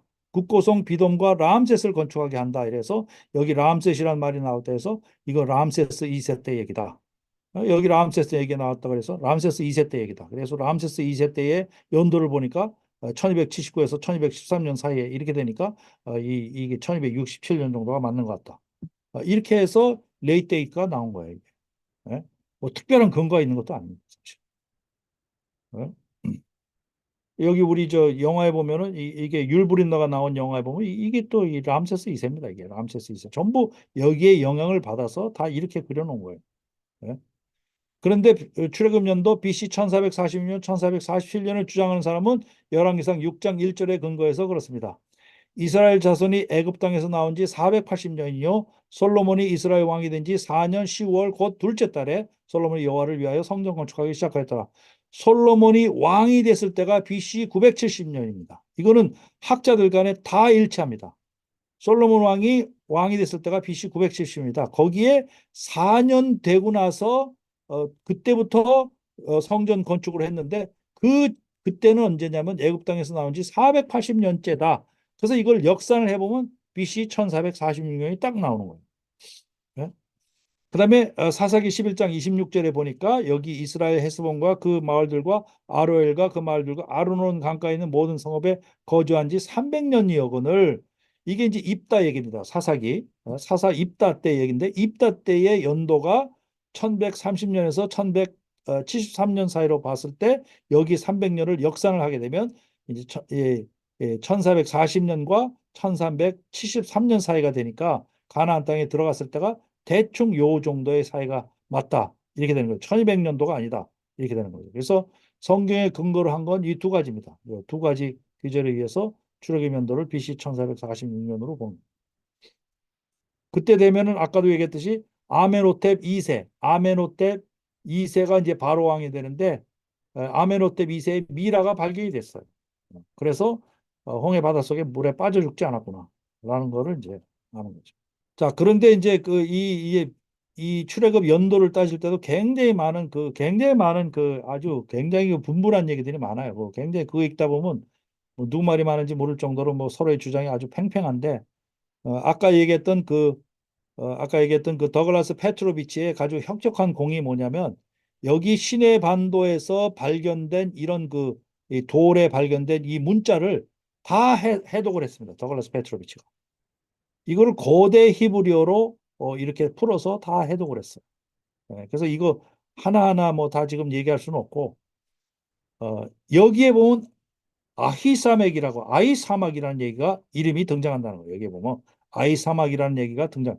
아이사막이라는 건 출애굽기 35장 34절에 그와 단지파 아이사막의 아들 오홀리압을 감동식사 이렇게 나오네요. 여기에 이 사람으로 등장하기 때문에 이게 결정적인 증거다. 그리고 이 더글라스 페트로비치가 이거의 연도를 BC 1480년으로 계산을 했어요. 그래서 이 계산했을 때 이 어리 엑소더스가 맞다. BC 1446년이 맞다라는 이제 증거가 이제 주장하는 사람들에 의해서 이것이 이제 채택이 되는 거죠. 근데 이것 말고도 여기에 이제 사이나이 시내산에서 발견이 돼. 이거는 이집트 시내산 쪽에서 발견이 된 거예요. 이거는 이건 그 사우디 쪽이 아니라 이집트의 그 터코로이즈 광산이 있는데 세라빗 엘 카딤이라는 그 터코로이즈 옛날 고대 광산인데 거기에서 이런 게 무더기로 발견했습니다. 그래서 이 문자를 그동안에 수십 년에 걸쳐서 학자들이 해독해 왔는데 이 가디너라는 사람 뭐 굉장히 많은 그 올브라이트라는 사람 뭐 하여튼 그 굉장히 많은 사람들이 달라붙어서 이거를 전부 해독하려고 그랬는데 다 완성을 한 사람이 없어요. 더글라스 페트로비치가 이걸 완성을 했습니다. 완성을 했어요. 다 해독을 했어요. 히브리어로 다 이걸 해독을 했어요. 아주 똑똑한 사람입니다. 그래서 이게 이제 이 숫자를 갖다 붙여 사이나이 361 뭐 이렇게 다 이렇게 붙여서 이제 이 각자 발견된 거를 다 이렇게 했는데 여기에 보면 이제 출애굽에 관련된 내용들이 많이 나와 있어요. 그러니까 이거는 이제 저희가 엑소더스 아카데미를 하면은 요거에 대한 그 클래스가 따로 있어야 될 것 같아요. 문자에 대한 클래스가 따로 있어가지고 요 부분만큼은 이제 따로 다루면 좋을 것 같은데 여기에 보면 이제 출애굽과 관련된 내용들이 많이 나옵니다. 여기에. 그게 이제 히브리어 굉장히 재밌어요. 이게 재밌게 이게 정말 이걸 해독하는 과정을 이 더글라스 책에 굉장히 상세하게 묘사를 해놨는데 어떤 학자는 이 문자를 뭘로 해석을 하고 어떤 학자는 뭘로 해석하는데 자기는 뭘로 해석한다. 이래가지고 이거를 완성을 시켰어요. 그래서 여기에 이제 예를 들어서 사인의 360일 같은 경우에는 이런 내용이랍니다. 우리의 속박된 노예 생활은 계속되었습니다. 그러자 모세는 깜짝 놀랐어요. 여기 모세라는 이름이 등장한다는 거예요. 예? 그 여인 때문에 경하게 해입니다. 뭐 이런 게. 그래서 비슷한 그런 그 문자가 히브리 문자가 다른 성경 구절에도 이렇게 발견이 된다라고 해서 다른 성경 구절까지도 이렇게 다 해놨어요. 제가 이 책을 지금 열심히 읽고 있는데 굉장히 어려워요. 이거 책 하나 읽기가 굉장히 어렵습니다. 이거. 여기 사인의 376 에도 뭐 이런 식으로 돼 있는 거를 이게 사실 바위에서 발견된 거는 이렇게 선명하지도 않죠. 굉장히 희미하게 돼 있는 거를 이렇게 이제 선명하게 하는 작업을 거쳐서 이거를 이제 해독을 하는 거기 때문에 굉장히 여러 단계를 거칩니다. 그리고 여기 보면은 여기 이제 어, 요셉의 아내 이름 아스낫이 등장합니다. 여기에 아스낫이. 여기 소머리처럼 생기고 이렇게 된 게 여기 아스낫입니다. 아스낫. 아스낫 이렇게. 그의 주 안대를 삼게 아니라 요셉이 나가 애굽 온 땅을 순창하니라. 그래서 이거의 뜻은 뭐냐면 아스낫 포도원의 집과 가장 안쪽 방에 새겨져 있다. 그들은 살아났다. 뭐 이런 뜻이라고 이렇게 되어 있습니다. 그래서 이것이 이 이스라엘 사람들이 살았다는 증거고 또 연도가 BC 1446년이라는 증거다라고 이제 성경 외에 이제 증거를 여기서 찾는 거죠. 자, 이 BC 1446년을 주장하는 사람들 이렇게 또 나와 있습니다. 데이비드 롤, 도노반 코비엘, 존 빔스, 월터 카이저, 글렌 프리츠, 브라이언 우드, 스캇 스타이빙, 찰스 베키 이 사람들을 면면히 보면은 이 다 믿는 사람들이에요. 정말 믿는 사람들이고 여기 1267년에 주장한 사람 보면 이 케네스 키친이라는 사람, 제임스 호프마이어, 이스라엘 핑클스타인, 윌리엄 디버, 예? 지브 헤로우, 도널드 레드포드 이 상당히 대학자들 정말 쟁쟁한 사람들 많은데 이 사람들 보면 아주 나이스하게 설명을 하는데 실제로 보면 성경은 이야기다. 문학 작품이다. 그 얘기를 아주 나이스하게 설명합니다. 어떻게 보면 좀 이불이라고 얘기하죠. 어? 저희가 볼 때는 이불로 볼 수가 있어요. 예, 특히 요 두 사람, 요 아주 요 두 사람, 이 핑클스타인하고 이 지브 헤더 이게 이 테라비 대학의 그 교수들이거든요. 고고학이 정말 굉장히 유명한데 테라비 대학이 거기 있는 사람들이 이런 소리 하고 있으니까 그 고고학과 나온 사람들은 다 안 믿는 사람으로 양산하기 아주 십상입니다. 음. 이 반면에 요런 사람 굉장히 믿음의 사람입니다. 요 스캇 스타이플링이라는 사람, 요 스캇 스타이플링이라는 사람 굉장히 믿음의 고고학자입니다. 자, 마지막으로 지금 딱 20분 남았는데 제가 이제 여리고성 이야기하고 아이성 이야기하면 딱 이제 시간이 맞을 것 같아요. 자, 여리고성 이야기. 여리고성 이야기가 그동안에 여리고성 이야기는 정말 이거는 고각적으로 맞지 않는 이야기다. 라는 얘기들이 이제 고각자들 의해서 이제 많이 나왔습니다. 자, 여기 이제 그 배경 설명으로 여호수아 5장 10절에 보니까 이스라엘 자손들이 길갈에 진쳤고 그달 14일 저녁에는 여리고 평지에서 유월절을 지켰고 여기에 유의할 필요가 있습니다. 유월절을 지켰고 여호수아 6장 20절에 보니까 나팔 소리를 듣는 동시에 크게 소리질러 외치니 성벽이 무너져 내린지라 이랬어요. 그리고 여호수아 6장 24절에 보니까 무리가 불러 성읍과 그 가운데에 있는 모든 것을 사르고 은과 동철기구는 여호와의 집 곳간에 두었더라. 여호수아가 기생 라합과 그 아비의 가족과 그에게 속한 모든 것을 살렸으므로 이는 여호수아가 여리고를 탐지하려고 보낸 사자를 숨겼습니다. 그러니까 자 우리가 여기 주목해서 봐야 되냐면 동시에 무너졌다는 거에 주목해야 됩니다. 동시에 무너져요. 예? 소리 질러 외치니 성벽이 무너져니까 이게 한꺼번에 무너진 겁니다. 한꺼번에. 그 다음에 불이 났다는 거. 불이 났다는 사실입니다. 무리가 불로 성읍과 가운데 모든 것을 사르고 그 다음에 6월절, 이게 추수 때라는 거죠. 이게 곡식들이 굉장히 많았을 때, 6월절이라는 거죠. 거기에 이제, 그 다음에 라합의 집은 하나 남겨놨다 하는 거, 사실. 라합의 집이 남겨놨다. 라는 사실을 주목을 해야 됩니다. 그래서 실제로 여기 여리고성이 여기 있고, 뭐 이렇게 되어 있습니다. 그래서, 요단이 곡식 거두는 시기라는 거, 곡식 거두는 시기. 요거를 이제 유념해 둘 필요가 있고 6월절이라는 거 얘기가 있고 요거 가기 전에 이제 할례를 행했다는 얘기가 나옵니다. 여호수아가 부시도로 칼을 만들어서 할례를 했다. 그리고 여기 그 즈음에서 이제 만나가 끝쳤다는 얘기가 나옵니다. 만나가 끝쳤다. 이런 거 사실 고고학자들도요 이런 성경의 규절들을 아주 주의하게 보고 여기에 맞는 데를 이제 고르는 것 같더라고요.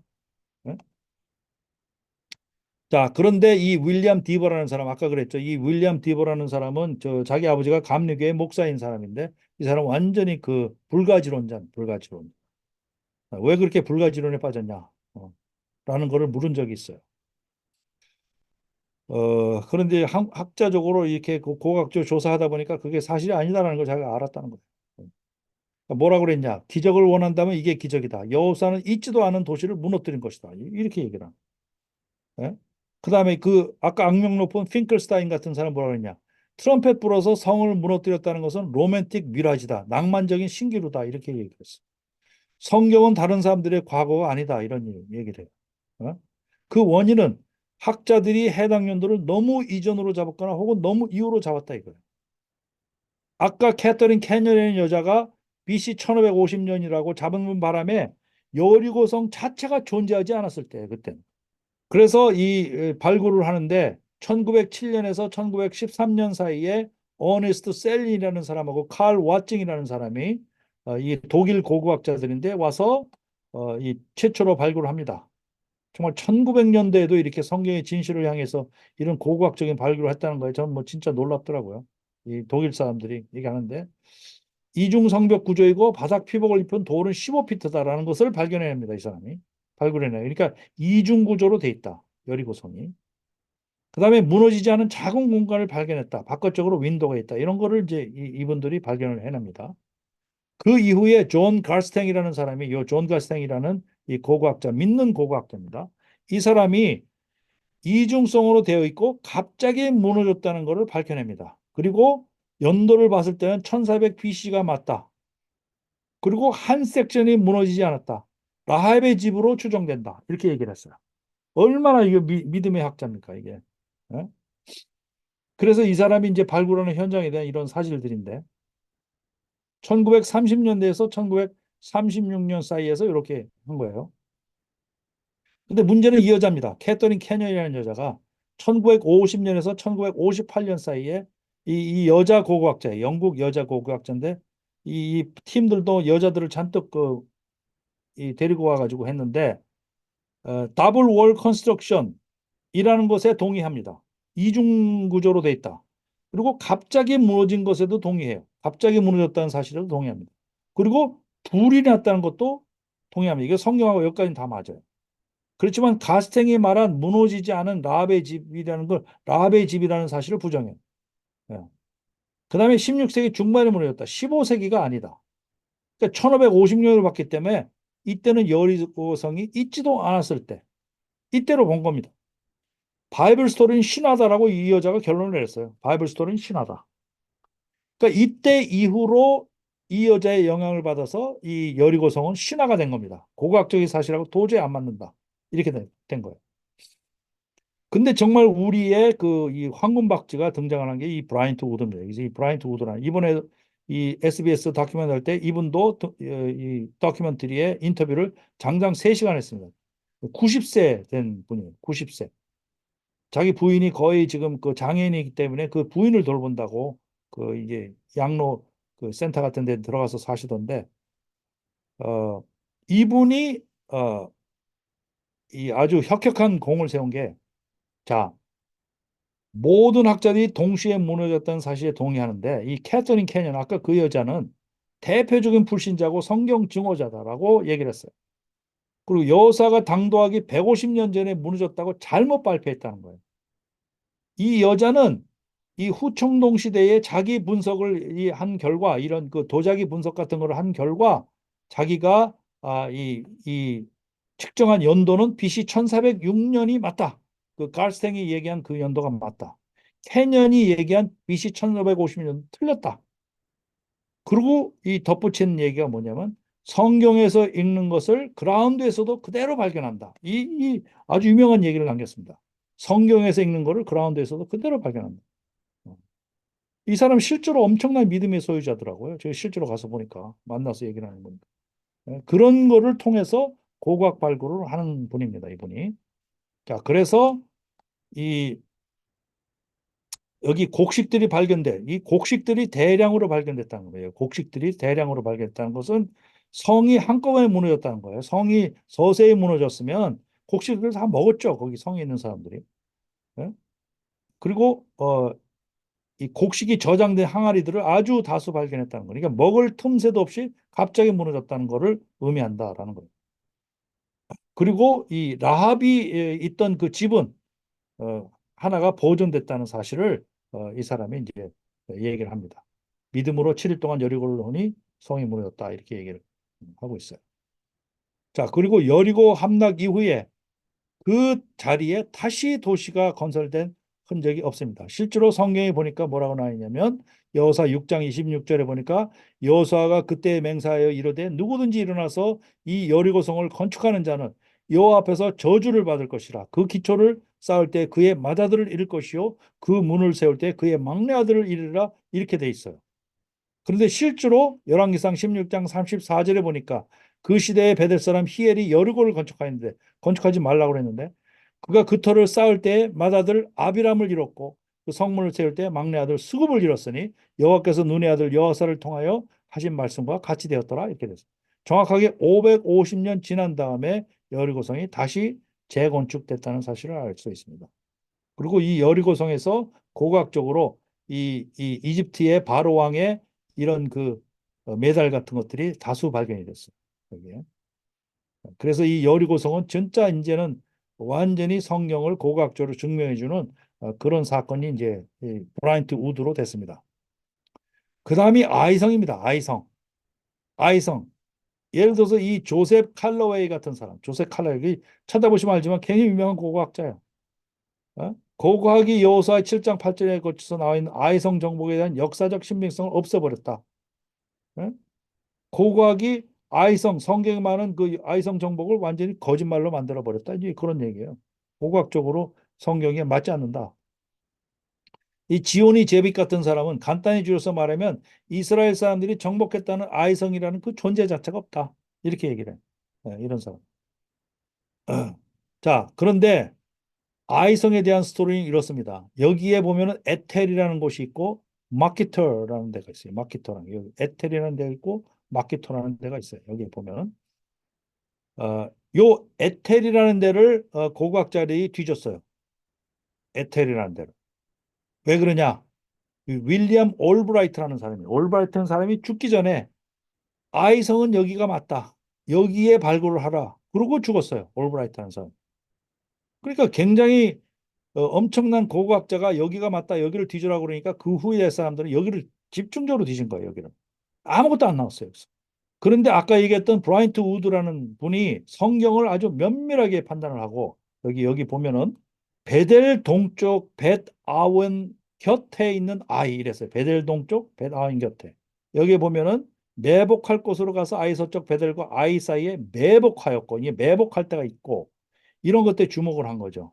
여기 보면은 여호수아가 여리고에서 사람을 베델 동쪽 벳 아윈 곁에 있는 아이로 보냈다. 그러니까 이제 베델 동쪽 벳 아윈이라는 곳을 생각을 하고 그 다음에 8장 9절에 보니까 그들이 매복할 곳을 가서 아이 서쪽 베델과 아이 사이에 매복하였다. 그러니까 매복할 곳이 있는 곳이라 돼요. 매복하는.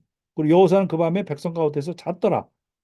이런 거를 따지고 그다음에 여기 보면은 5천 명을 택하여 성읍 서쪽 베델과 아이 사이 매복시키고 뭐 여기 한 골짜기가 있고 아이 사이에 한 골짜기 있고 그 패한 척하고 광야길로 도망가고 그러니까 이런 지형적인 지물을 갖다가 전부 면밀하게 분석을 해서 에텔이 아니다. 에텔 잘못된 것을 뒤졌다. 엘 마케터다. 예?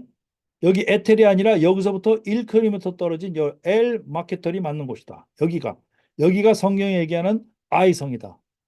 그래가지고 이 브라이언 우드에 의해서 여기를 뒤집니다. 그 이후에 여기서 증거품들이 우르르 쏟아져 나왔습니다. 여기서. 그래서 이 브라이언 우드가 한 얘기가 있습니다. 고고학이 성경에 기록된 모든 사건을 발견할 수는 없지만 발견된 유물들은 성경의 정확성을 입증합니다. 새로운 발견이 있을 때마다 성경의 진실을 증명하는 새 증거들이 데이터베이스에 추가됩니다. 이런 데이터는 기적을 포함한 성경의 모든 메시지가 신뢰할 만한 것을 여지없이 보여줍니다. 이게 얼마나 이게 믿음의 고백인지 모릅니다. 이게. 그래서 이렇게 새 아이성에서 발견된 흔적들이 이렇게 부지기수로 많다는 거예요. 부지기수로 많다는 거예요. 그래서 이 90세의 노령인 분이 지난번에 제가 이 이메일 연락을 하니까 자기는 지금 아이성 이 레포트 쓰느라고 수년이 지나고 난 다음에 레포트 쓰느라고 지금 정신이 없다고 그런 얘기 하더라고요. 그래서 참.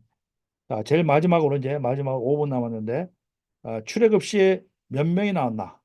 요것도 이제 학자들 간에 이제 논박이 많이 되는데 요거를 이제 마지막으로 하고 이제 끝내도록 하겠습니다. 자, 출애굽기 12장 30절에 보니까 이스라엘 자손이 라암셋을 떠나서 숫곳에 이르니 유아 외에 보행하는 장정이 60만 가량. 그래서 우리는 대충 장정만 60만 명이니까 뭐 한 200만에서 300만 명 될 것이다 이렇게 얘기를 하고 뭐 대충 그것도 뭐 틀린 소리는 아닌 거죠.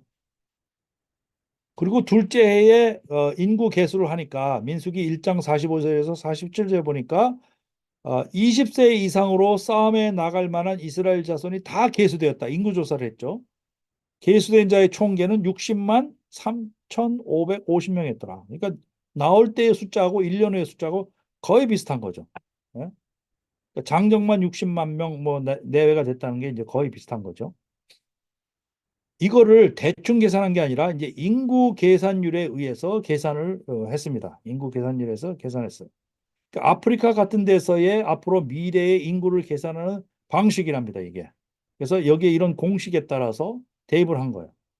여기에 이제 여기 퍼퓰레이션은 초기의 숫자입니다. 초기의 숫자. 아까 닥터 글렌 프리츠가 초기에 그 이 첩하고 뭐 딸들하고 딸들의 남편하고 뭐 손자하고 손녀딸하고 뭐 다 합쳐가지고 한 330명 될 것이라고 얘기를 했는데 그 초기의 숫자를 330명이라고 얘기를 하고 여기에 이제 인구의 증가율 4.25%를 넣은 겁니다. 4.25%. 4.25%를 집어넣고 여기가 지난 횟수, 이 횟수가 215년의 주의 횟수 보셔야 돼요. 우리가 215년으로 계산했잖아요. 이집트에서 머무는 기간을 215년. 그래서 여기가 215년이 간 겁니다. 이렇게 공식을 적용하다 보니까 그러니까 인구 증가율이 매년 4.25% 이게 이제 아프리카에서 아프리카 중동 같은 데서 굉장히 빠르게 번식하는 그런 인구 증가율이라고 얘기를 합니다. 4.2%. 그거를 대입하니까 254만 명이 나오는 거예요. 254만 명. 이게 만약에 430명이 되면요. 이건 1000만 명도 넘어가죠. 이게 말도 안 되는 숫자가 나와요. 이게 430이 되면. 네? 그다음에 또 다른 인구 계산은 좀 더 복잡한 공식이 있어요. 좀 더 복잡한 공식에 의해서 뭐 공식이 좀 복잡한데 헨리 모리스라는 사람이 고안해낸 방법인데 뭐 이렇게 이런 공식을 써가지고 이렇게 합니다. 그래서 이뭐 공식을 뭐 따로 아실 필요는 없고 이런 사람들이 실제로 지금 인구 계산을 할 때 쓰여지는 공식이라니까 이거에 따라서 계산하게 되면 약 한 350만 명이 나옵니다. 그래서 우리가 뭐 대충 200만 명에서 300명 혹은 250만 명에서 350만 명이다라고 얘기하는 게 틀린 숫자는 아닌 거죠. 이게 아까 얘기했던 그 430년이 되면은 완전히 달라지는 숫자가 나오는 거죠. 자, 그렇게 해서 추력협이 이루어졌는데 위에서 내려다본 이게 이렇습니다. 고센 땅에서부터 여기 아카바만까지 약 한 200마일, 200마일 걸리고 이 길을 따라서 가는 것이 아니라 이 길을 여기는 그 이 브레셋 군사들이 있어가지고 돌이킬까 하노라 해가지고 이 길로 가는 게 아니라 이 길로 인도하신 거죠. 이 길로 이 길로 인도한 길이 40년이 걸렸고 그러면 이제 그 우리는 아까바만이 홍해 바다가 이제 맞다고 이제 그 주장하는 쪽에 이제 동조를 하고 우리 사우디에 갔다 오고 나서 그 심정이 이제 굳어졌는데 이제 그 홍해 바다에 대한 부분을 집중적으로 봐야 될 필요가 있습니다. 홍해 바다가 어딘가 라는 부분을 그래서 이제 홍해 바다를 어, 아까바만으로 놨을 때는 이런 지도가 이제 이 새로운 출애굽의 경로가 생성이 됩니다. 이런 출애굽에 여기 고센에서 나와서 숫곳으로 가서 여기 이렇게 이런 길을 따라서 여기 에담 광야까지 와서 여기서 이렇게 돌아서 여기 누에바까지 와서 여기서 이제 홍해 바다를 건넌 그런 그 새로운 그 지도가 이제 만들어지게 됩니다. 이게 에담 광야가 있고 그래서 이 부분은 이제 홍해바다 얘기하면서 이제 자세하게 설명해요. 여기 이제 닥터 그레임 프리츠라는 분이 여기에 전부 이게 여기서부터 여기까지 몇 킬로, 여기서까지 몇 킬로, 이 킬로까지 다 만들어 놨어요. 그리고 여기에 고도는 어떻게 되고, 어? 여기 고도, 하이트는 어떻게 되고, 그래서 이런 지도가 나온 겁니다. 그리고 여기서부터 여기까지 가는 길은 이거 외통길이에요, 여기는. 협곡이라서 이렇게 갈 수밖에 없어요. 그래서 그 성경에도 이런 구절이 있습니다. 협곡에서 광야에 갇힌 자 되었더라. 뭐 이런 얘기가 나와요. 이게 여기 외통수길입니다. 여기 오드 갈 때도 없는 외통수길이 있어요. 그래서 이 바다를 건널 수밖에 없는 상황이 이제 만들어진 거죠. 그래서 이제 이런 거는 이제 두 번째 강의, 세 번째 강의에서 하게 되고 이제 두 번째 강의는 홍해 바다에 대해서 집중 분석합니다. 홍해 바다가 과연 옛날 사람들이 그 이렇게 이 수에즈만하고 아까바만으로 나눠진 이런 그 지리에 대한 인식이 있었나? 예. 결론부터 얘기하면 이렇게 두 개로 나눠진 그 이 바다는 거의 20세기 와서야 이런 인식이 듭니다. 그 전까지만 해도 이게 완전히 합쳐진 한 바다였어요. 한 바다. 지리적으로 전혀 개념이 없었습니다. 출애굽 한 사람은 알겠죠. 출애굽 한 사람은 들은 이렇게 한참 와가지고 이렇게 건넜다는 사실을 알겠지만은 그 후대의 사람들은 심지어는 성경을 번역한 사람들도 이런 지리적인 개념이 전혀 없었습니다. 헤로도투스 같은 사람이라든지 무슨 저 요세푸스 같은 사람이라든지 그 당시에 석학이라는 사람들도 이런 지리적 개념은 전혀 없었습니다. 마치 과학적인 개념이 없었던 거하고 똑같아요. 예.